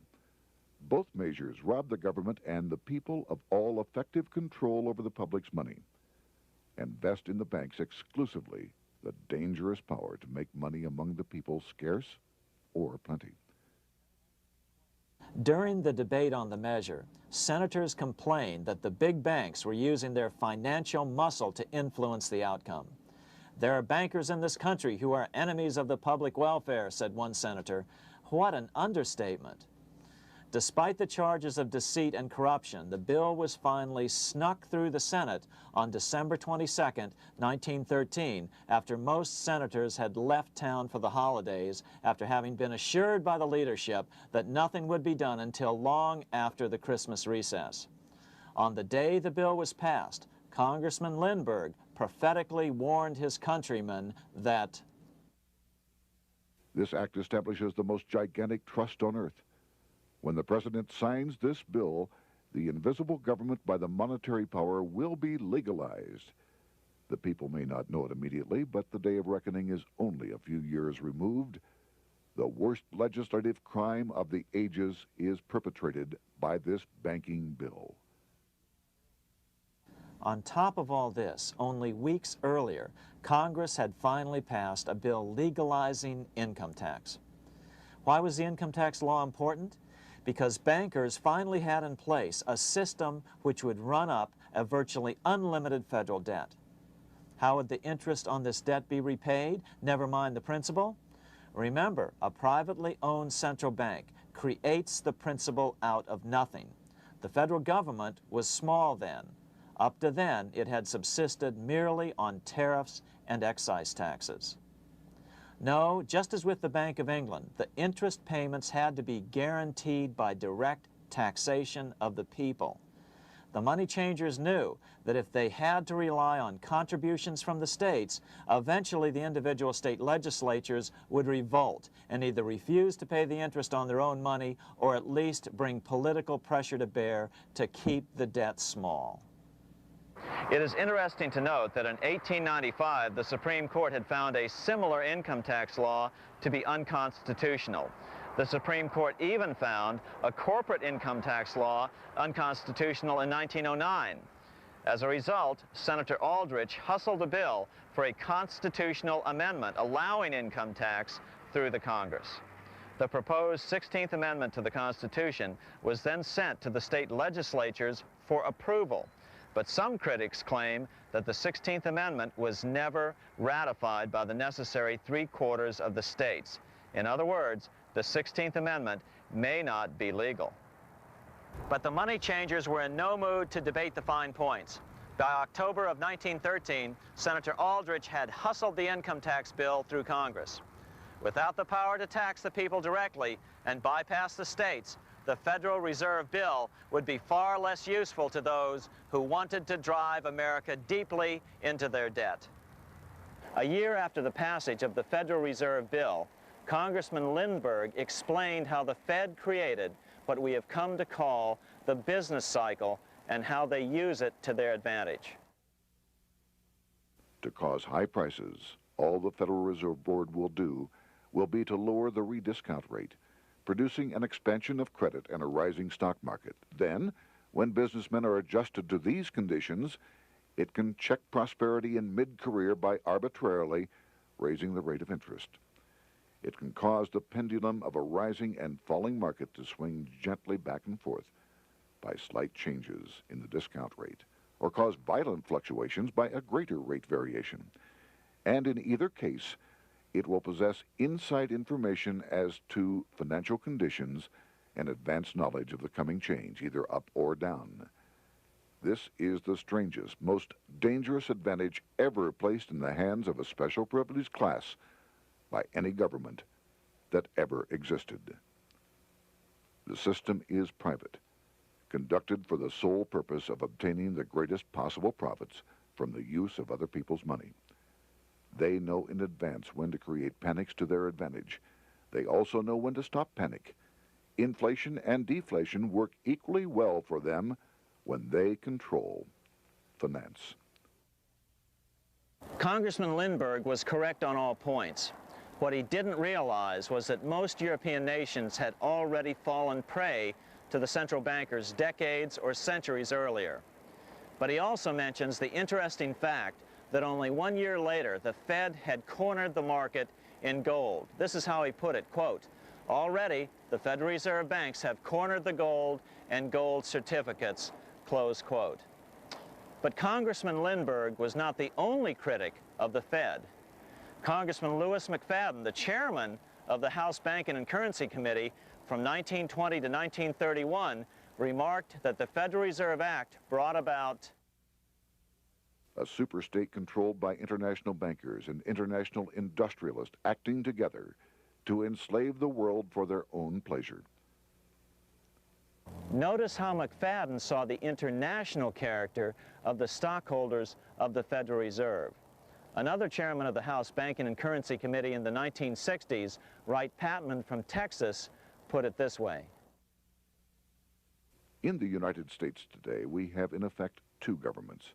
We have the duly constituted government, then we have an independent, uncontrolled, and uncoordinated government in the Federal Reserve System, operating the money powers which are reserved to Congress by the Constitution. Even the inventor of the electric light, Thomas Edison, joined the fray in criticizing the system of the Federal Reserve. If our nation can issue a dollar bond, it can issue a dollar bill. The element that makes the bond good makes the bill good also. The difference between the bond and the bill is the bond lets money brokers collect twice the amount of the bond and an additional 20%, whereas the currency pays nobody but those who contribute directly in some useful way. It is absurd to say that our country can issue $30 million in bonds and not $30 million in currency. Both are promises to pay, but one promise fattens the usurers, and the other helps the people. 3 years after the passage of the Federal Reserve Act, even President Wilson began to have second thoughts about what had been unleashed during his first term in office. We have come to be one of the worst ruled, one of the most completely controlled governments in the civilized world, no longer a government of free opinion, no longer a government by a vote of the majority, but a government by the opinion and duress of a small group of dominant men. Some of the biggest men in the United States in the field of commerce and manufacture are afraid of something. They know that there is a power somewhere so organized, so subtle, so watchful, so interlocked, so complete, so pervasive, that they had better not speak above their breath when they speak in condemnation of it. Before his death in 1924, President Wilson realized the full extent of the damage he had done to America when he confessed, "I have unwittingly ruined my government." So finally, the money changers, those who profit by manipulating the amount of money in circulation, had their privately owned central bank installed again in America. The major newspapers, which they also owned, hailed passage of the Federal Reserve Act of 1913, telling the public that now depressions could be scientifically prevented. The fact of the matter was that now depressions could be scientifically created.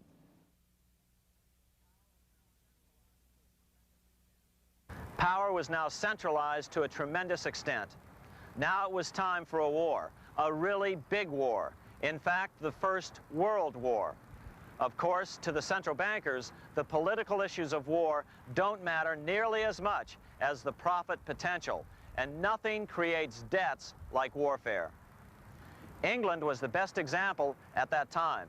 During the 119-year period between the founding of the Bank of England and Napoleon's defeat at Waterloo, England had been at war for 56 years, and much of the remaining time she'd been preparing for war. In World War I, the German Rothschilds loaned money to the Germans, the British Rothschilds loaned money to the British, and the French Rothschilds loaned money to the French. In America, J.P. Morgan was the sales agent for war materials to both the British and the French. In fact, 6 months into the war, Morgan became the largest consumer on earth, spending $10 million a day. His offices here at 23 Wall Street were mobbed by brokers and salesmen trying to cut a deal. In fact, it got so bad that the bank had to post guards at every door and at the partners' homes as well. Many other New York bankers made out as well from the war. President Wilson appointed Bernard Baruch to head the War Industries Board. According to historian James Perloff, both Baruch and the Rockefellers profited by some $200 million during the war. But profits were not the only motive. There was also revenge. The money changers never forgave the czars for their support of Lincoln during the Civil War. Also, Russia was the last major European nation to refuse to give in to the privately owned central bank scheme. 3 years after World War I broke out, the Russian Revolution toppled the Tsar and installed the scourge of communism. Jacob Schiff of Kuhn Loeb and Company bragged from his deathbed that he had spent $20 million towards the defeat of the Tsar. Money was funneled from England to support the revolution as well. Why would some of the richest men in the world financially back communism, the system that was openly vowing to destroy the so-called capitalism that made them wealthy? Researcher Gary Allen explained it this way.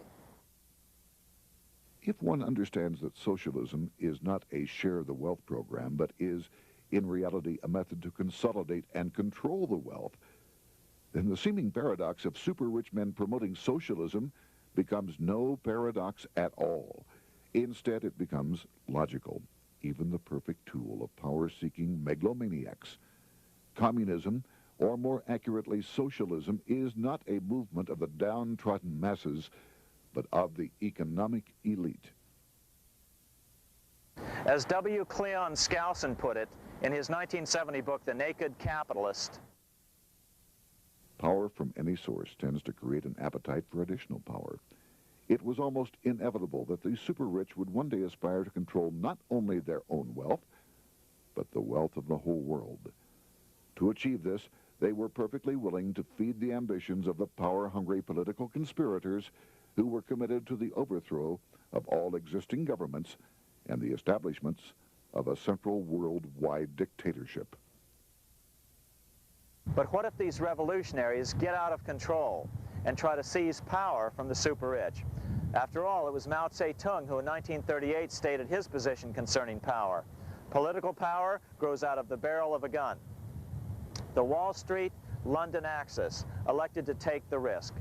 The master planners attempted to control revolutionary communist groups by feeding them vast quantities of money when they obeyed and contracting their money supply or even financing their opposition if they got out of control. Lenin began to understand that although he was the absolute dictator of the new Soviet Union, he was not pulling the financial strings. Someone else was silently in control. The state does not function as we desired. The car does not obey. A man is at the wheel and seems to lead it, but the car does not drive in the desired direction. It moves as another force wishes.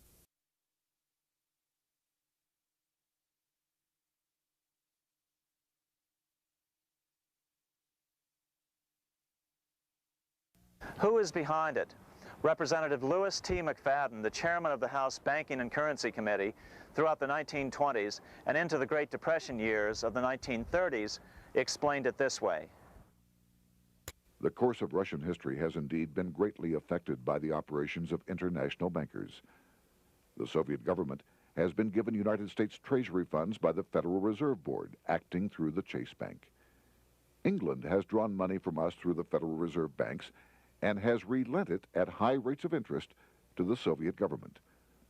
The Dnipro Dam was built with funds unlawfully taken from the United States Treasury by the corrupt and dishonest Federal Reserve Board and the Federal Reserve banks. In other words, the Fed and the Bank of England, at the behest of the international bankers who controlled them, were creating a monster, one which would fuel 7 decades of unprecedented communist revolution, warfare, and most importantly, debt. In case you think there's some chance that the money changers got communism going and then lost control, in 1992, the Washington Times reported that Russian President Boris Yeltsin was upset that most of the incoming foreign aid was being siphoned off, quote, straight back into the coffers of Western banks in debt service, close quote. No one in his right mind would claim that a war as large as World War I had a single cause. Wars are complex things with many causative factors. But on the other hand, it would also be equally foolish to ignore as a prime cause of World War I those who would profit the most from the war. The role of the money changers is no wild conspiracy theory. They had a motive, a short-ranged, self-serving motive, as well as a long-range political motive of advancing totalitarian governments, with the money changers maintaining the financial clout to control whatever politician might emerge as the leader. Next, we'll see what the money changers' ultimate political goal is for the world.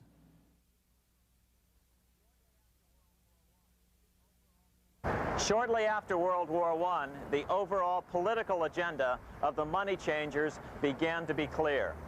Now that they controlled national economies individually, the next step was the ultimate form of consolidation, world government.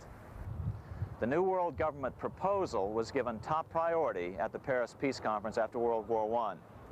It was called the League of Nations, but much to the surprise of Paul Warburg and Bernard Baruch, who attended the peace conference with President Wilson, the world was not yet ready to dissolve national boundaries. Nationalism still beats strong in the human breast.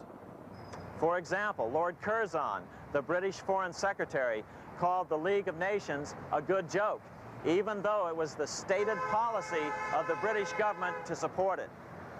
To the humiliation of President Wilson, the U.S. Congress wouldn't ratify the League either, despite the fact that it had been ratified by many other nations. Without money flowing from the U.S. Treasury, the League died. After World War I, the American public had grown tired of the internationalist policies of Democrat Woodrow Wilson. In the presidential election of 1920, Republican Warren Harding won a landslide victory with over 60% of the vote. Harding was an ardent foe of both Bolshevism and the League of Nations. His election, which opened a 12-year run of Republican presidents in the White House, led to an unprecedented era of prosperity known as the Roaring Twenties. Despite the fact that the war had brought America a debt 10 times larger than its Civil War debt, still the American economy surged. Gold had poured into the country during the war, and it continued to do so afterwards. In the early 1920s, the governor of this bank, the Federal Reserve Bank of New York, a man named Benjamin Strong, met frequently with the secretive and eccentric governor of the Bank of England, Montague Norman. Norman was determined to replace the gold England had lost to the U.S. during World War I and return the Bank of England to its former position of dominance in world finance. On top of that, rich with gold, the American economy might get out of control again, just like it had done after the Civil War. During the next 8 years, under the presidencies of Harding and Coolidge, the huge federal debt built up during World War I was cut by 38%, down to $16 billion, the greatest percentage drop in U.S. history. During the election of 1920, Warren Harding and Calvin Coolidge ran against James Cox, the governor of Ohio, and the little-known Franklin D. Roosevelt, who had previously risen to no higher post than President Wilson's Assistant Secretary of the Navy. After his inauguration, Harding moved quickly to formally kill the League of Nations. Then he quickly moved to reduce domestic taxes while raising tariffs to record heights. Now, this was a revenue policy of which most of the founding fathers would certainly have approved. His second year in office, Harding took ill on a train trip in the West and suddenly died. Although no autopsy was performed, the cause was said to be either pneumonia or food poisoning. When Coolidge took over, he continued Harding's domestic economic policy of high tariffs on imports while cutting income taxes. As a result, the economy grew at such a rate that net revenue still increased. Now that had to be stopped. So just as they'd done so frequently before, the money changers decided it was time to crash the American economy. The Federal Reserve began flooding the country with money. They increased the money supply by 62% during these years. Money was plentiful. This is why it was known as the Roaring Twenties. Before his death in 1919, former President Teddy Roosevelt warned the American people what was going on.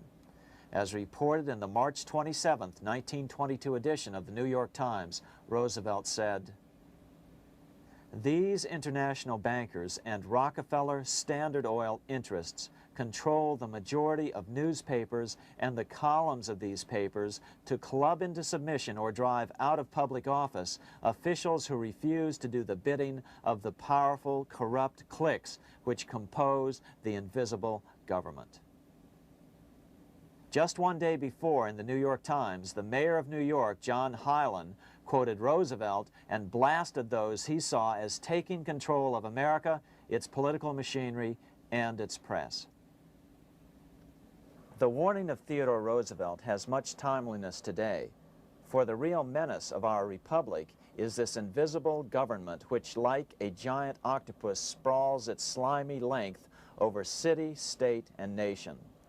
It seizes in its long and powerful tentacles our executive officers, our legislative bodies, our schools, our courts, our newspapers, and every agency created for the public protection. To depart from mere generalizations, let me say that at the head of this octopus are the Rockefeller Standard Oil interest and a small group of powerful banking houses generally referred to as the international bankers. The little coterie of powerful international bankers virtually run the United States government for their own selfish purposes. They practically control both parties, write political platforms, make cat's paws of party leaders, use the leading men of private organizations, and resort to every device to place in nomination for high public office only such candidates as will be amenable to the dictates of corrupt big business. These international bankers and Rockefeller Standard Oil interests control the majority of newspapers and magazines in this country.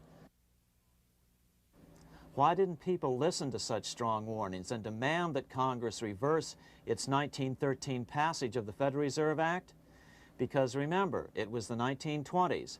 A steady increase in bank loans contributed to a rising market. In other words, just as it is today, in times of prosperity, no one wants to worry about economic issues. But there was a dark side to all this prosperity. Businesses expanded and became strung out on credit. Speculation in the booming stock market became rampant. Although everything looked rosy, it was a castle made of sand. When all was in readiness, in April of 1929, Paul Warburg, the father of the Federal Reserve, sent out a secret advisory warning his friends that a collapse and nationwide depression was certain. In August of 1929, the Fed began to tighten money. It is not a coincidence that the biographies of all the Wall Street giants of that era, John D. Rockefeller, J.P. Morgan, Bernard Baruch, etc., all marvel that they got out of the stock market just before the crash and put all their assets in cash or gold. On October 24th, 1929, the big New York bankers called in their 24-hour broker call loans. This meant that both stockbrokers and customers had to dump their stocks on the market to cover their loans, no matter what price they had to sell them for. As a result, the market tumbled, and that day was known as Black Thursday. According to John Kenneth Galbraith, writing in The Great Crash, 1929, at the height of the selling frenzy, Bernard Baruch brought Winston Churchill into the visitors' gallery of the New York Stock Exchange here to witness the panic and impress him with his power over the wild events down on the floor. Congressman Louis McFadden, chairman of the House Committee on Banking and Currency from 1920 to 1931, knew who to blame. He accused the Fed and the international bankers of orchestrating the crash. It was not accidental. It was a carefully contrived occurrence.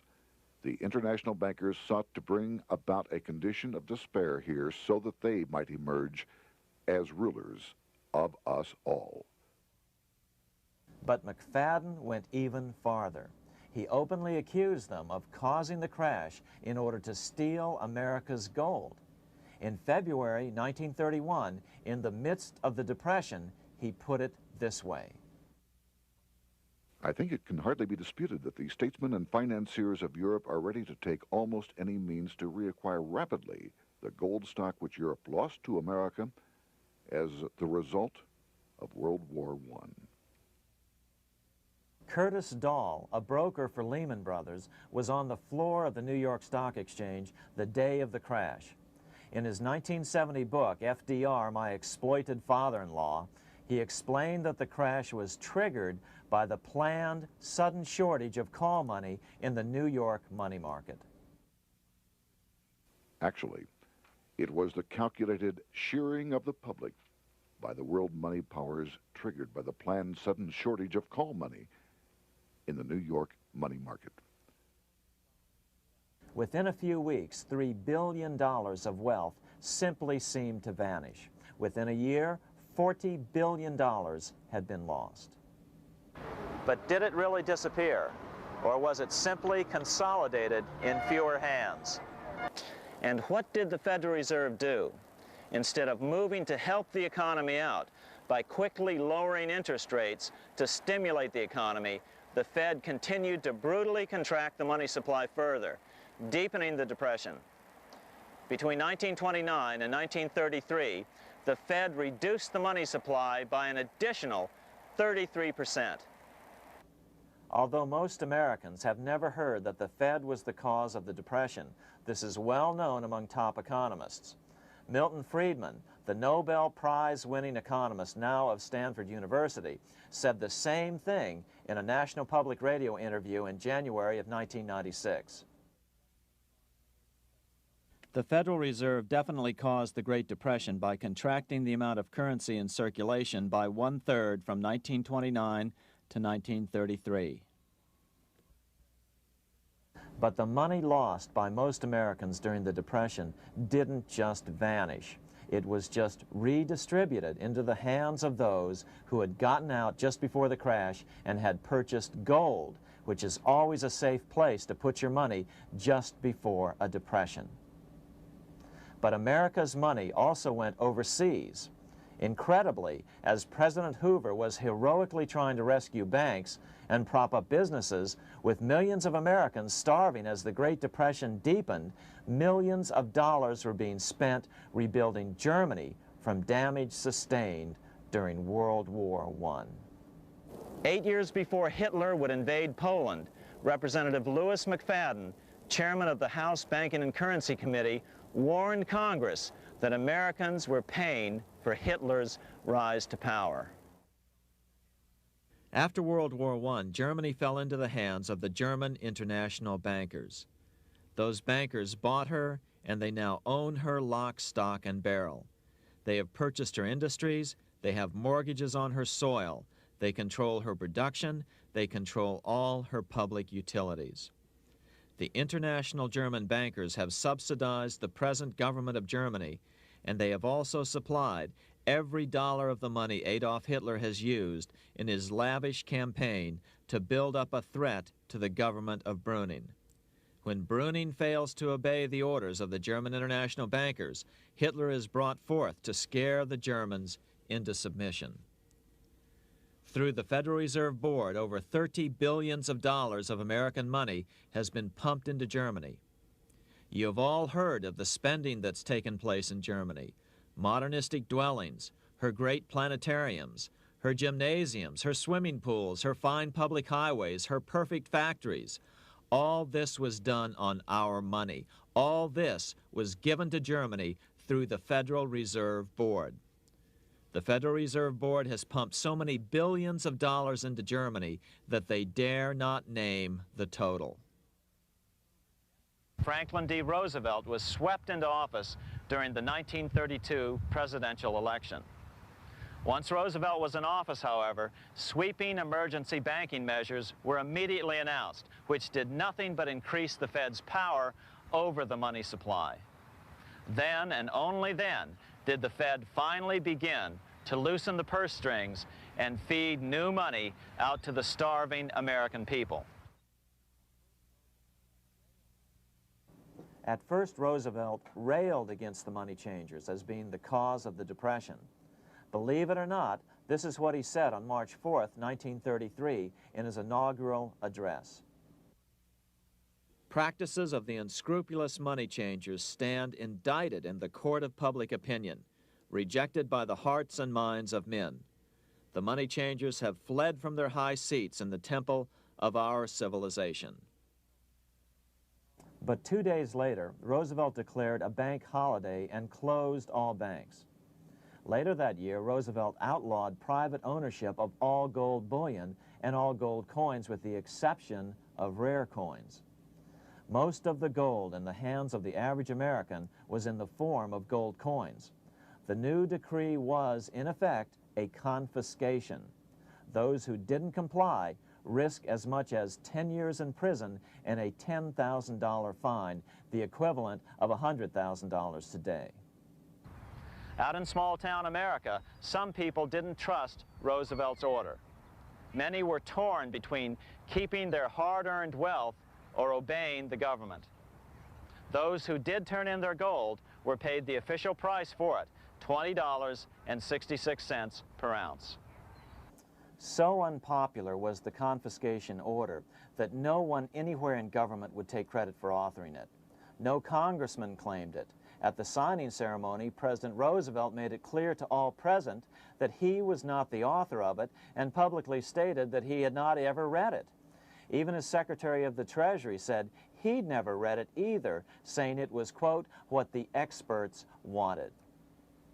Roosevelt convinced the public to give up their gold by saying that pooling the nation's resources was necessary to get America out of the Depression. With great fanfare, he ordered a new bullion depository built to hold the mountain of gold the U.S. government was illegally confiscating. By 1936, the U.S. bullion depository at Fort Knox was completed, and in January 1937, the gold began to flow into it. The rip-off of the ages was about to proceed. In 1935, once the gold had all been turned in, the official price of gold was suddenly raised to $35 per ounce. But the catch was, only foreigners could sell their gold at the new higher price. The money changers who had heeded Warburg's note and gotten out of the stock market just before the crash and bought gold at $20.66 per ounce, then shipped it to London, could now bring it back and sell it back to the government, nearly doubling their money while the average American starved. The Fort Knox Bullion Depository sits here in the middle of the Fort Knox Military Reservation, 30 miles southwest of Louisville, Kentucky. This was as close as we were permitted to get to the depository despite years of letters from members of Congress to allow our film crew inside. The 4-acre grounds immediately surrounding the building are guarded by an electrified steel fence, an open moat, and 4 machine-gun-armed guard pillboxes at the structure's corners. When the gold began arriving on January 13, 1937, there was unprecedented security. Thousands of official guests watched the arrival of a 9-car train from Philadelphia, guarded by armed soldiers, postal inspectors, Secret Servicemen, and guards from the U.S. Mint. It was all great theater. America's gold supply from across the land had been pooled, supposedly for the public benefit, and then safely tucked into Fort Knox. But all that security would soon be breached by the government itself. Now the stage was set for a really big war, one which would pile up debt far beyond that of World War I. For example, in 1944 alone, the U.S. national income was only $183 billion, yet $103 billion was spent on the war. This was 30 times the spending rate during World War I. In fact, the American taxpayer picked up 55% of the total Allied cost of the war. But equally important, virtually every nation involved in World War II greatly multiplied their debt. In the U.S., for example, federal debt went from $43 billion in 1940 up to $257 billion in 1950, an increase of 598%. Between 1940 and 1950, Japanese debt swelled 1,348%. French debt grew 583%, and Canadian debt soared 417%. After the war, the world was now divided into 2 economic camps: communist command economies on the one hand versus monopoly capitalists on the other, set to fight it out in one perpetual and highly profitable arms race. It was finally time for the central bankers to embark in earnest on their 3-step plan to centralize the economic systems of the entire world and finally bring about their global government or New World Order. The phases of this plan were: Step 1, central bank domination of national economies worldwide. Step 2, centralize regional economies through organizations such as the European Monetary Union and regional trade unions such as NAFTA. Step 3, centralize the world economy through a world central bank, a world money, and ending national independence through abolition of all tariffs by treaties like GATT. Step 1 was completed long ago. Steps 2 and 3 are far advanced, nearing completion. What about gold? Among central banks, the largest holder of gold is now the IMF. It and central banks now control 2/3 of the world's gold supply, giving them the ability to manipulate the gold market. Remember the money changer's golden rule: he who has the gold makes the rules. But before we get into solutions to our problem, let's take a look at what happened to all that gold in Fort Knox. Because if we don't understand that the gold has been stolen, we'll allow ourselves to be stampeded into the wrong solution: a gold-backed currency. Most Americans still believe that the gold is still here at Fort Knox. At the end of World War II, Fort Knox contained over 700 million ounces of gold, an incredible 70% of all the gold in the world. How much remains? No one knows. Despite the fact that federal law requires an annual physical audit of Fort Knox gold, the Treasury has consistently refused to conduct one. The truth is that a reliable audit of whatever remains here has not been conducted since President Eisenhower ordered one in 1953. Where did America's gold in Fort Knox go? Over the years, it was sold off to European money changers at the $35 per ounce price. Remember, this was during a time when it was illegal for Americans to buy any of their own gold from Fort Knox. In fact, there was a very infamous case where the Firestone family set up a string of dummy corporations to purchase Fort Knox gold and keep it in Switzerland, never hitting U.S. shores. They were eventually caught, however, and successfully prosecuted. Finally, by 1971, all the pure gold had been secretly removed from Fort Knox, drained back to London. Once the gold was gone from Fort Knox, President Nixon closed the gold window by repealing Roosevelt's Gold Reserve Act of 1934, finally making it legal once again for Americans to buy gold. Naturally, gold prices immediately began to soar. 9 years later, gold sold for $880 per ounce, 25 times what the gold in Fort Knox was sold for. One would think that eventually someone in the government would get wind of what was happening and blow the whistle. The largest fortune in the history of the world stolen. Shades of the old James Bond film, Goldfinger. Well, as a matter of fact, Ian Fleming, the author of the James Bond series, was head of the British counterintelligence service, MI5. Some believe in the intelligence community that he wrote much of his fiction as a warning, as many authors of fiction do. If the removal of all the good delivery gold from Fort Knox can be viewed as a deliberate raid on the U.S. Treasury, then such an operation might well have been years in the making, namely 40 years. Certainly enough time for Fleming to get wind of it and try to prevent it. So just how did the story of the Fort Knox gold robbery get out? It all started with an article in a New York periodical in 1974. The article charged that the Rockefeller family was manipulating the Federal Reserve to sell off Fort Knox gold at bargain basement prices to anonymous European speculators. 3 days later, the anonymous source of the story, Louise Auchincloss Boyer, mysteriously fell to her death from the window of her 10th floor apartment in New York. How would Mrs. Boyer have known of the Rockefeller connection to the Fort Knox gold heist? She was the longtime secretary of Nelson Rockefeller. For the next 14 years, this man, Ed Durrell, a wealthy Ohio industrialist, devoted himself to a quest for the truth concerning the Fort Knox gold. He wrote thousands of letters to over 1,000 government and banking officials, trying to find out how much gold was really left and where the rest of it had gone. Edith Roosevelt, the granddaughter of President Teddy Roosevelt, questioned the actions of the government in a March 1975 edition of the New Hampshire Sunday News. Allegations of missing gold from our Fort Knox vaults are being widely discussed in European financial circles. But what is puzzling is that the administration is not hastening to demonstrate conclusively that there is no cause for concern over our gold treasure, if indeed it is in a position to do so. Unfortunately, Ed Durrell never did accomplish his primary goal, a full audit of the gold reserves in Fort Knox. It's incredible that the world's greatest treasure has had little accounting or auditing.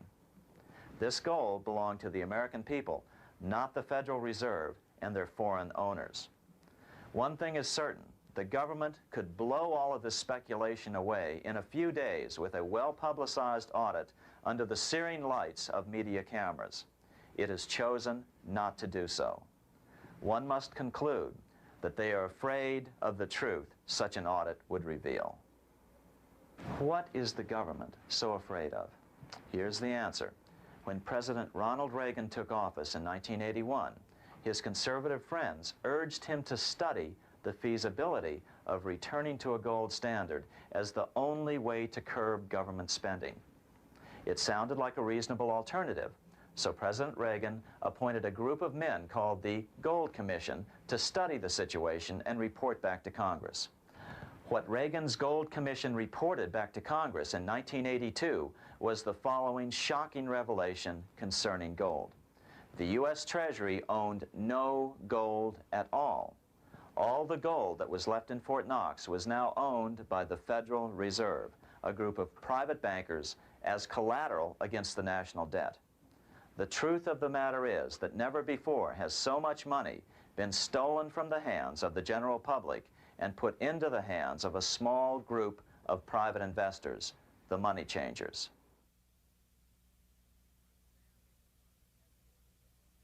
I'm standing in front of the headquarters of the International Monetary Fund located in Washington, D.C. Across the street, right over there, is the headquarters of the World Bank. What are these organizations and who controls them? And most importantly, are they about to create a huge worldwide depression? Let us step back in time for a moment to the aftermath of World War I. People were tired of war, so under the guise of peacemaking, the international bankers devised a plan to consolidate power even further. Claiming only an international government would stem the tide of world wars, the money changers pushed forward a proposal for world government which stood on three legs. A world central bank to be called the Bank of International Settlements, a world judiciary to be called the World Court located in The Hague, the Netherlands, and a world executive and legislature to be called the League of Nations. As President Clinton's mentor, Georgetown historian Carroll Quigley wrote in his 1966 book, Tragedy and Hope,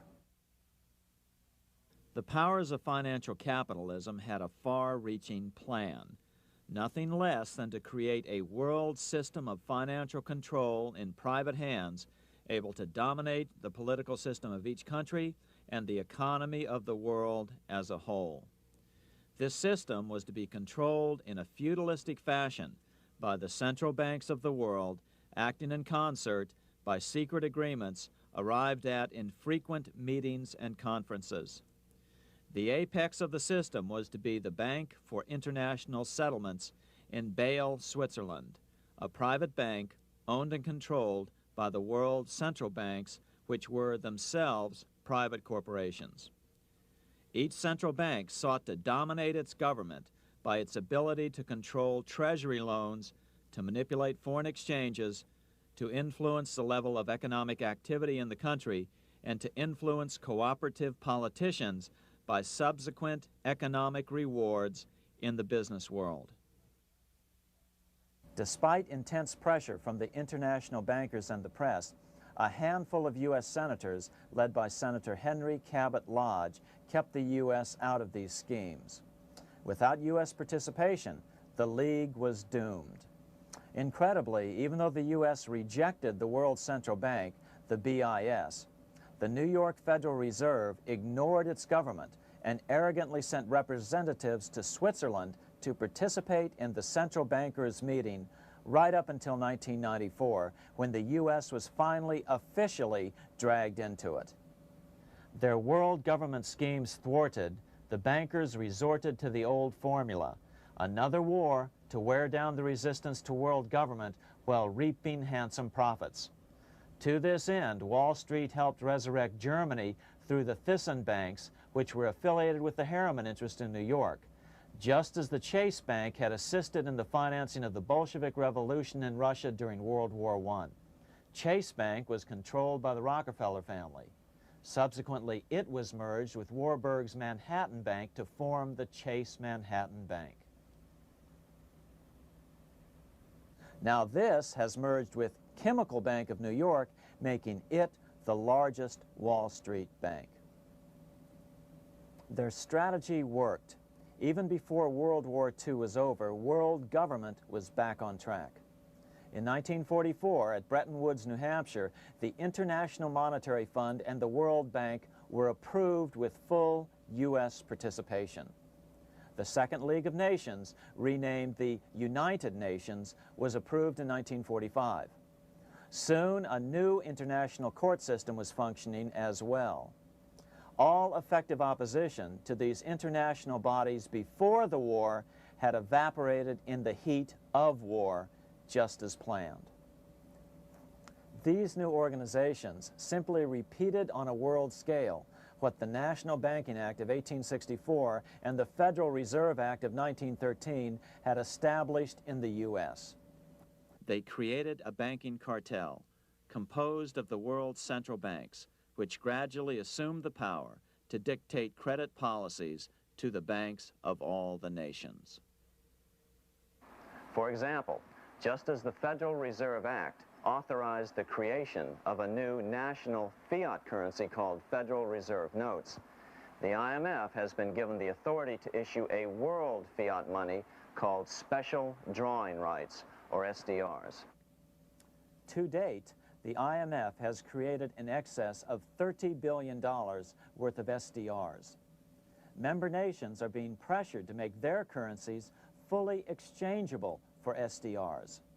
In 1968, Congress approved laws authorizing the Fed to accept SDRs as reserves in the U.S. and to issue Federal Reserve notes in exchange for SDRs. What does that mean? It means that in the U.S., SDRs are already a part of our lawful money. And what about gold? SDRs are already partially backed by gold. And with 2/3 of world gold now in the hands of central banks, the money changers can go about structuring the world's economic future in whichever way they deem most profitable. Keep in mind, just as the Fed is controlled by its Board of Governors, the IMF is controlled by its Board of Governors, which are either the heads of the different central banks or the heads of the various national treasury departments dominated by their central banks. Voting power in the IMF gives the U.S. and the UK, that is to say the Fed and the Bank of England, effective control. Just as the Fed controls the amount of money in the U.S., the BIS, IMF, and World Bank control the money supply for the world. So we see the repetition of the old goldsmiths fraud replicated on the national scale with central banks like the Fed and on the international scale by the three arms of the World Central Bank. Is this organization of the BIS, the IMF, and the World Bank, which we refer to collectively as the World Central Bank, presently expanding and contracting world credit? Yes. Regulations put into effect in 1988 by the BIS required the world's bankers to raise their capital and reserves to 8% of liabilities by 1992. Increased capital requirements put an upper limit to the fractional reserve lending, similar to the way cash reserve requirements do. What is this seemingly insignificant regulation made in a Swiss city 8 years ago meant to the world?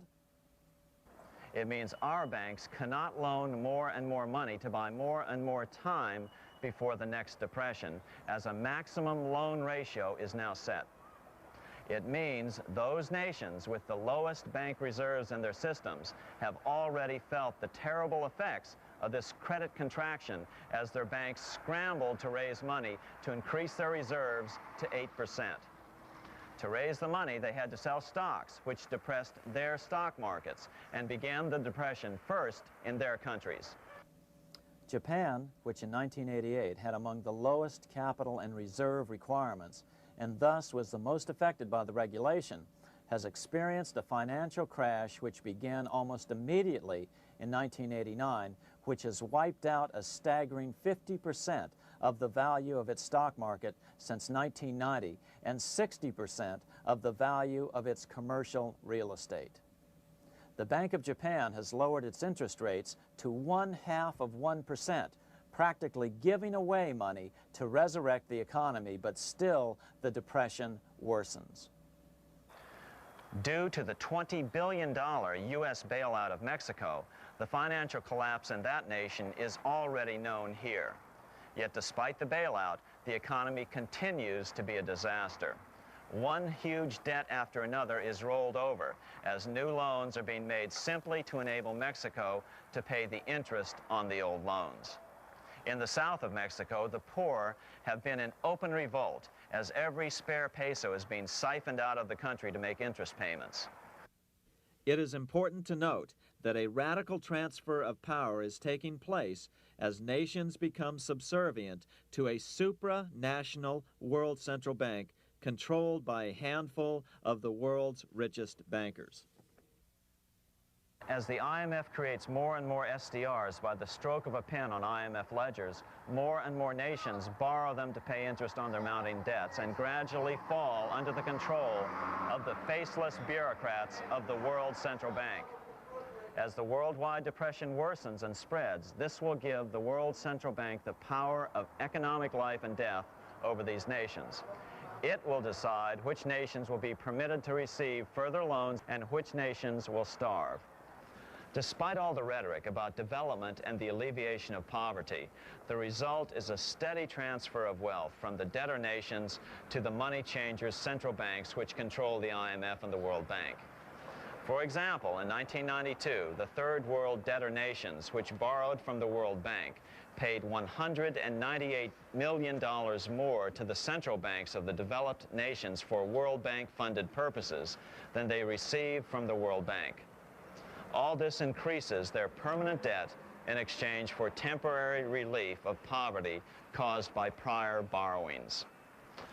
Already, these repayments exceed the amount of the new loans. By 1992, Africa's external debt had reached $290 billion, 2.5 times greater than in 1980, resulting in skyrocketing infant mortality rates and unemployment, deterioration of schools, housing, and the general health of the people. The entire world faces the immeasurable suffering already destroying the Third World and now Japan, all for the benefit of the money changers. As one prominent Brazilian politician put it, "The Third World War has already started. It is a silent war, not for that reason any less sinister. The war is tearing down Brazil, Latin America, and practically all the Third World. Instead of soldiers dying, there are children. It is a war over the Third World debt, one which has as its main weapon interest, a weapon more deadly than the atom bomb, more shattering than a laser beam."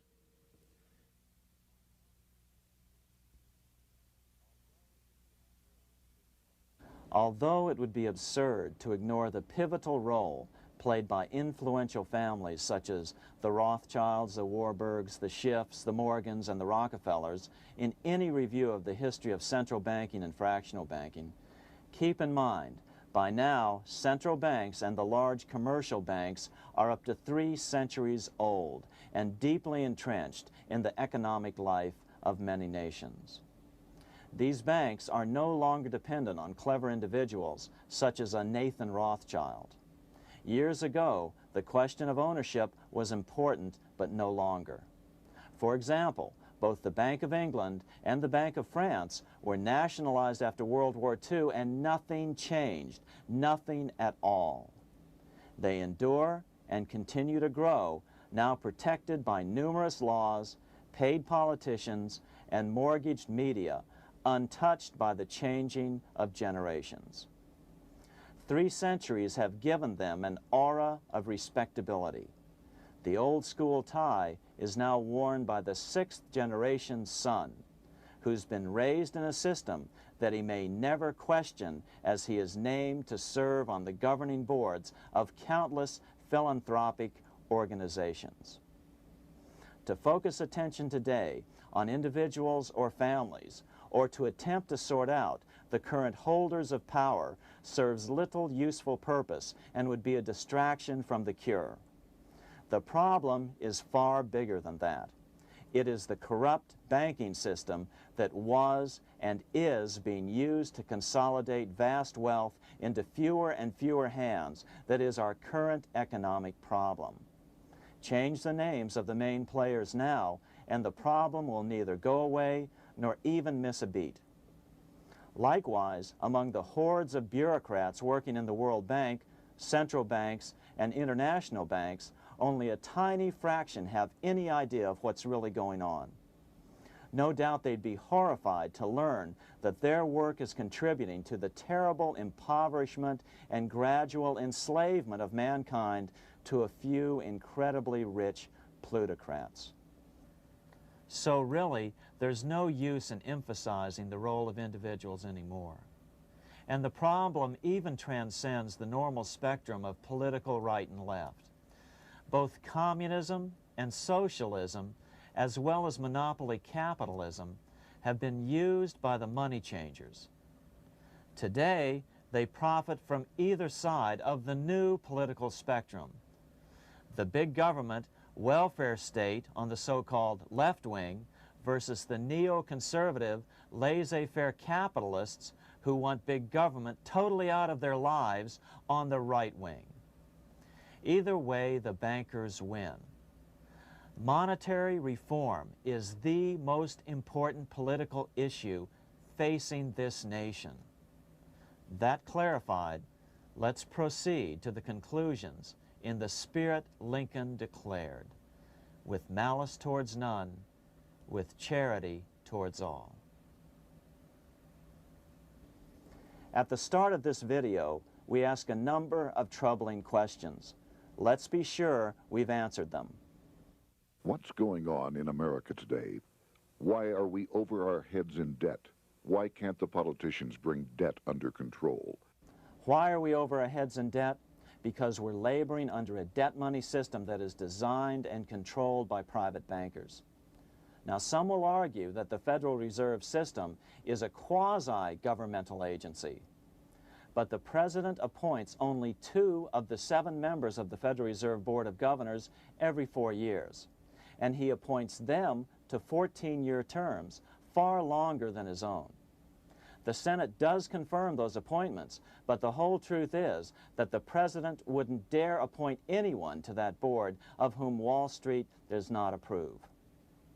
Of course, this does not preclude the possibility that some honorable men may be appointed to the Board of Governors. But the fact is that the Fed is specifically designed to operate independently of our government, as are nearly all other central banks. Some argue that the Fed promotes monetary stability. We saw the current head of the Bank of England, Eddie George, claim that this was the most important role of a central bank. In fact, the Fed's record of stabilizing the economy shows it to be a miserable failure in this regard. Within the first 25 years of its existence, the Fed caused 3 major economic downturns, including the Great Depression, and for the last 30 years has shepherded the American economy into a period of unprecedented inflation. Again, this is not some wild conspiracy theory. It's a well-known fact among top economists.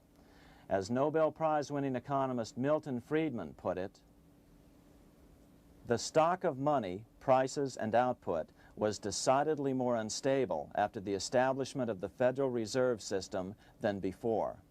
The most dramatic period of instability in output was, of course, the period between the 2 wars, which includes the severe monetary contractions of 1920-21, 1929-33, and 1937-38. No other 20-year period in American history contains as many as 3 such severe contractions. This evidence persuades me that at least a third of the price rise during and just after World War I is attributable to the establishment of the Federal Reserve System, and that the severity of each of the major contractions, 1920-21, 1929-33, and 1937-38, is directly attributable to acts of commission and omission by the reserve authorities. Any system which gives so much power and so much discretion to a few men so that mistakes, excusable or not, can have such far-reaching effects is a bad system. It is a bad system to believers in freedom just because it gives a few men such power without any effective check by the body politic. This is the key political argument against an independent central bank. To paraphrase Clemenceau, money is much too serious a matter to be left to the central bankers. We must learn from our history before it is too late. Why can't politicians control the federal debt? Because all our money is created out of debt. Again, it's a debt money system. Our money is created initially by the purchase of U.S. bonds. The public buys bonds like savings bonds, the banks buy bonds, foreigners buy bonds, and when the Fed wants to create more money in the system, it buys bonds, but pays for them with a simple bookkeeping entry which it creates out of nothing. Then this new money created by the Fed is multiplied by a factor of 10 by the banks thanks to the fractional reserve principle. So although the banks don't create currency, they do create checkbook money or deposits by making new loans. They even invest some of this created money. In fact, over $1 trillion of this privately created money has been used to purchase U.S. bonds on the open market, which provides the banks with roughly $50 billion in interest, risk-free, each year, less the interest they pay to some depositors.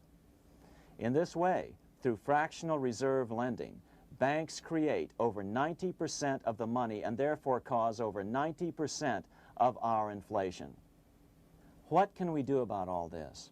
Fortunately, there's a way to fix the problem fairly easily, speedily, and without any serious financial problems. We can get our country totally out of debt in 1 to 2 years by simply paying off these U.S. bonds with debt-free U.S. notes, just like Lincoln issued. Of course, that by itself would create tremendous inflation, since our currency is presently multiplied by the fractional reserve banking system. But here's the ingenious solution, advanced in part by Milton Friedman, to keep the money supply stable and avoid inflation and deflation while the debt is retired.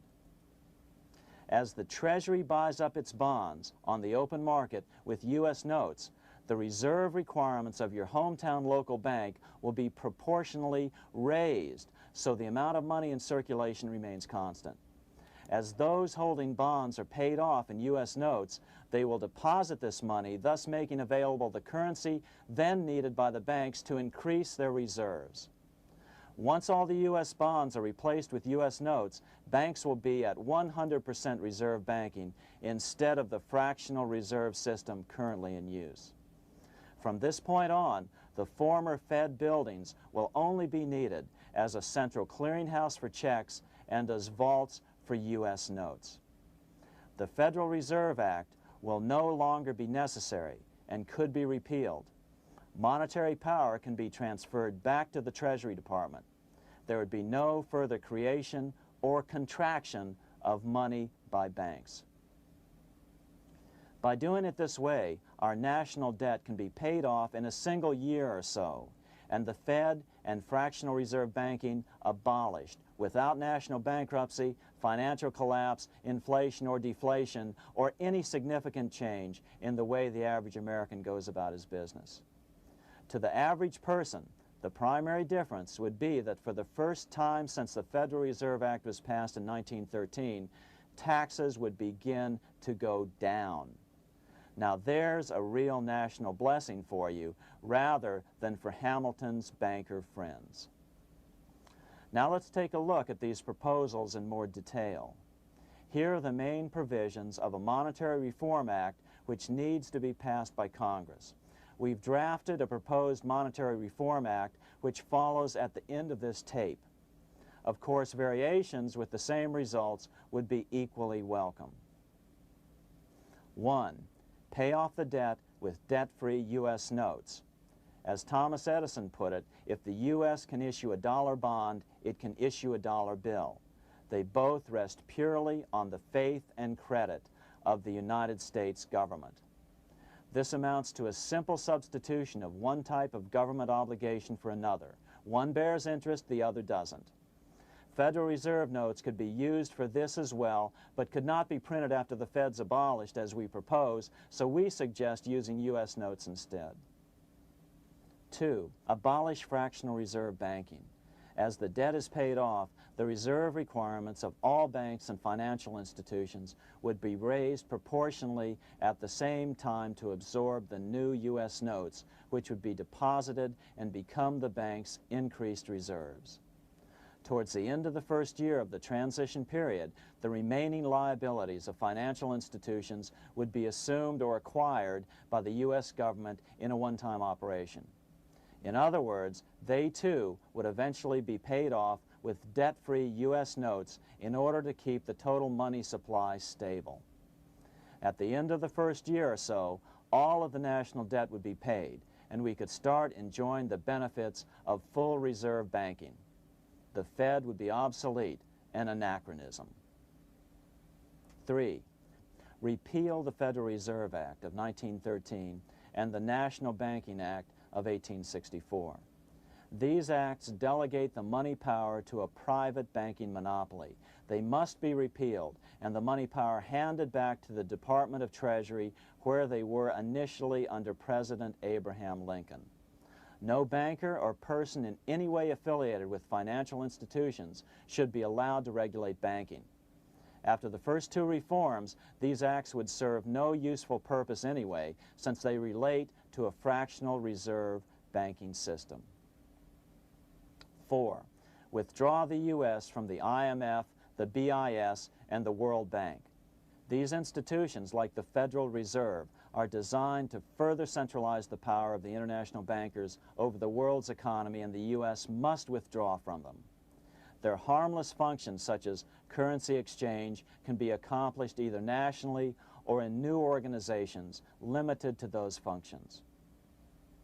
Such a monetary reform act would guarantee that the amount of money in circulation would stay very stable, causing neither inflation nor deflation. Remember, for the last 3 decades, the Fed has doubled the American money supply every 10 years. That fact and fractional reserve banking are the real causes of inflation and the reduction in our buying power, a hidden tax. These and other taxes are the real reasons both parents now have to work just to get by. The money supply should increase slowly to keep prices stable, roughly in proportion to population growth, about 3% per year, not at the whim of a group of bankers meeting in secret. In fact, all future decisions on how much money will be in the American economy must be made based on statistics of population growth and the price level index. The new monetary regulators and the Treasury Department, perhaps called the Monetary Committee, would have absolutely no discretion in this matter except in time of declared war. This would ensure a steady, stable money growth of roughly 3% per year, resulting in stable prices and no sharp changes in the money supply. To make certain the process is completely open and honest, all deliberations would be public, not secret, as meetings of the Fed's Board of Governors are today. How do we know this will work? Because these steps remove the 2 major causes of economic instability, the Fed and fractional reserve banking, and the newest one as well, the BIS, Bank of International Settlements. But most importantly, the danger of a severe depression would be eliminated. Let's listen to Milton Friedman on the single cause of severe economic depressions. I know of no severe depression in any country or any time that was not accompanied by a sharp decline in the stock of money, and equally of no sharp decline in the stock of money that was not accompanied by a severe depression.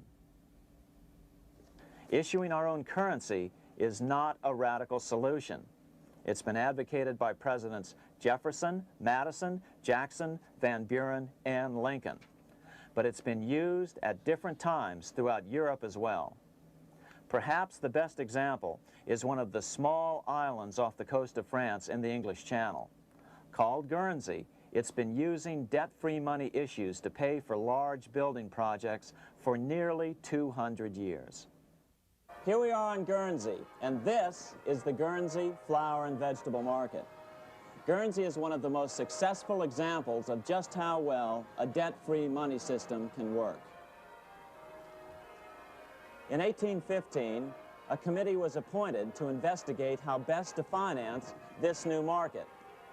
The impoverished island could not afford more new taxes, so the state's fathers decided to try a revolutionary idea: issue their own paper money. They were just colorful paper notes, backed by nothing, but the people of this tiny island agreed to accept them and trade with them. To be sure they circulated widely, they were declared to be good for the payment of taxes. Of course, this idea was nothing new. It was exactly what America had done before the American Revolution, and there are many other examples throughout the world. But it was new to Guernsey, and it worked miracles. This market is still in use, and remember, it was built for no debt to the people of this island state. But what if we follow Guernsey's example? How would the bankers react to these reforms? Certainly the international bankers' cartel will oppose reforms that do away with their control of the world's economies as they have in the past. But it is equally certain that Congress has the constitutional authority and responsibility to authorize the issuance of debt-free money, U.S. notes, and to reform the very banking laws it ill-advisedly enacted.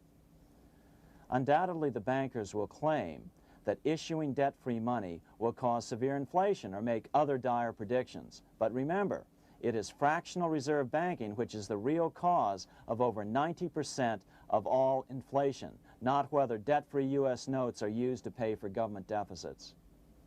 In the current system, any spending excesses on the part of Congress are turned into more debt bonds, and the 10% purchased by the Fed are then multiplied many times over by the bankers, causing over 90% of all inflation.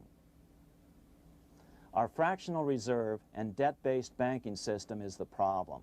We must ignore its inevitable resistance to reform and remain firm until the cure is complete. As the director of the Bank of England in the 1920s, Sir Josiah Stamp put it, referring to this modern fractional reserve banking system, "Banking is conceived in iniquity and born in sin. Bankers own the earth. Take it away from them, but leave them the power to create money and control credit, and with the flick of a pen, they will create enough money to buy it back again. Take this great power away from the bankers, and all great fortunes like mine will disappear, and they ought to disappear, for this would be a better and happier world to live in. But if you want to continue the slaves of bankers and pay the cost of your own slavery, let them continue to create money and to control credit." Americans are slowly figuring this out. Today, over 3,200 cities and counties have endorsed the proposal of a nonprofit organization called Sovereignty. The Sovereignty movement calls for Congress to authorize the Secretary of the Treasury to issue $90 billion per year of U.S. notes, not Federal Reserve notes nor debt-based bonds, to loan money interest-free to cities, counties, and school districts for needed capital improvements. Remarkably, and to their praise, the Community Bankers Association of Illinois, representing 515 member banks, has endorsed this sovereignty proposal, a good step in the right direction. As Milton Friedman has repeatedly pointed out, no severe depression can occur without a severe contraction of money. In our system, only the Fed, the Bank of International Settlements, with U.S. bankers' cooperation, or a combination of the largest Wall Street banks could cause a depression. In other words, our economy is so huge and resilient, a depression just can't happen by accident. Unless we reform our banking system, they will always have that power. They can pull the plug on our economy anytime they choose. The only solution is to abolish the Fed and the fractional reserve banking system and withdraw from the BIS. Only that will break the power of the international bankers over our economy. And keep in mind, a stock market crash itself cannot cause a severe depression. Only the severe contraction of our money supply can cause a severe depression. The stock market crash of 1929 only wiped out market speculators, mostly the small to medium ones, resulting in $3 billion in wealth changing hands. But it served as a smokescreen for a 33% contraction in credit by the Fed over the next 4 years, which resulted in over $40 billion in wealth from the American middle class being transferred to the big banks. Then, despite impotent howls of protest from a divided Congress, the independent Fed kept the money supply contracted for a full decade. Only World War II ended the terrible suffering the Fed inflicted on the American people. In a depression, the remaining wealth of the debt-burdened American middle class will be wiped out by unemployment, declining wages, and the resulting foreclosures. If we start to act to reform our monetary system, the money changers may do what they did in 1929 and then the 1930s, crash the stock market and use that as a smokescreen while contracting the money supply. But if we're determined to fight to regain control over our money, we can come out of it fairly quickly, perhaps in only a very few months, as U.S. notes begin to circulate and replace the money withdrawn by the bankers. The longer we wait, the greater the danger we'll permanently lose control of our nation. But some still wonder why the international bankers would want to cause a depression. Wouldn't that be killing the goose that is currently laying all those golden interest eggs? Remember what Larry Bates said at the first of this videotape. You see, in periods of economic upheaval, in economic crisis, wealth is not destroyed. It is merely transferred. Do we have any hints as to what the money changers have in store for us? Here's what David Rockefeller, the chairman of Chase Manhattan Bank, the largest Wall Street bank, had to say. We are on the verge of a global transformation. All we need is the right major crisis and the nation will accept the New World Order. So, crisis is needed to fulfill their plans quickly. The only question is when the crisis will occur. Fortunately, we probably have a little time. It's unlikely that this crisis will occur before the 1996 elections, but after that, the danger begins rising. But whether or not they decide to cause a crash or a depression through relentless increases in taxes and the loss of hundreds of thousands of jobs being sent overseas thanks to trade agreements such as GATT and NAFTA, the American middle class is an endangered species. Cheaper labor, including slave labor in Red China, which Harry Wu has heroically documented, is being used to compete with American labor. In other words, money is being consolidated in fewer and fewer hands as never before in the history of this nation or the world. Without reform, the American middle class will soon be extinct, leaving only the very rich few and the very many poor, as has already occurred in most of the world. We've been warned of all this by congressmen, presidents, industrialists, and economists down through the years. Religious leaders, too, have seen the danger. About 1898, during the time of William Jennings Bryan, Pope Leo XIII put it this way. On the one side, there is the party which holds the power because it holds the wealth, which has in its grasp all labor and all trade, which manipulates for its own benefit and its own purposes all the sources of supply, and which is powerfully represented in the councils of state itself. On the other side, there is the needy and powerless multitude, sore and suffering. Rapacious usury, which, although more than once condemned by the Church, is nevertheless under a different form, but with the same guilt, still practiced by avaricious and grasping men, so that a small number of very rich men have been able to lay upon the masses of the poor a yoke little better than slavery itself. More recently, during America's Great Depression, Pope Pius XI spoke of the same problem. In our days, not alone is wealth accumulated, but immense power and despotic economic domination is concentrated in the hands of a few. This power becomes particularly irresistible when exercised by those who, because they hold and control money, are able also to govern credit and determine its allotment. For this reason, supplying, so to speak, the lifeblood to the entire economic body and grasping, as it were, in their hands the very soul of the economy, so that no one dare breathe against their will. Educate your friends. Our country needs a solid group who really understand how our money is manipulated and what the solutions really are.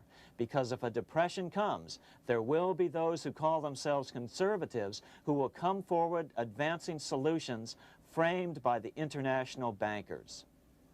Beware of calls to return to a gold standard. Why? Simple, because never before has so much gold been so concentrated outside of American hands.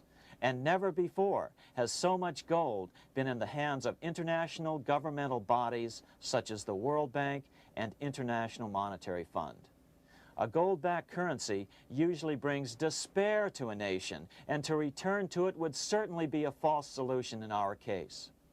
Remember, we had a gold-backed currency in 1929 and during the first 4 years of the Great Depression.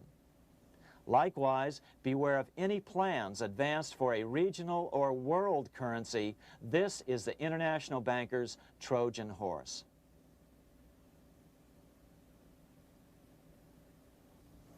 Educate your member of Congress. It only takes a few persuasive members to make the others pay attention. Most congressmen just don't understand the system. Some understand it, but are so influenced by bank PAC contributions that they ignore it, not realizing the gravity of their neglect. We hope we've made a valuable contribution to the national debate on monetary reform. It remains for each man to do his duty, consistent with his state in life. May God give us the light to help reform our nation and ourselves. We say ourselves because ultimately vast multitudes of men are going to be driven more and more to desperation by the accumulation of the world's wealth in fewer and fewer hands. Men will tend to become like their oppressors, selfish and greedy. Rather, let's keep in mind during this period of reform a warning not to lose sight of greater things, as Pope Pius XI put it. For what will it profit men that a more prudent distribution and use of riches make it possible for them to gain even the whole world, if thereby they suffer the loss of their own souls? What will it profit to teach them sound principles in economics, if they permit themselves to be so swept away by selfishness, by unbridled and sordid greed, that hearing the commandments of the Lord, they do all things contrary?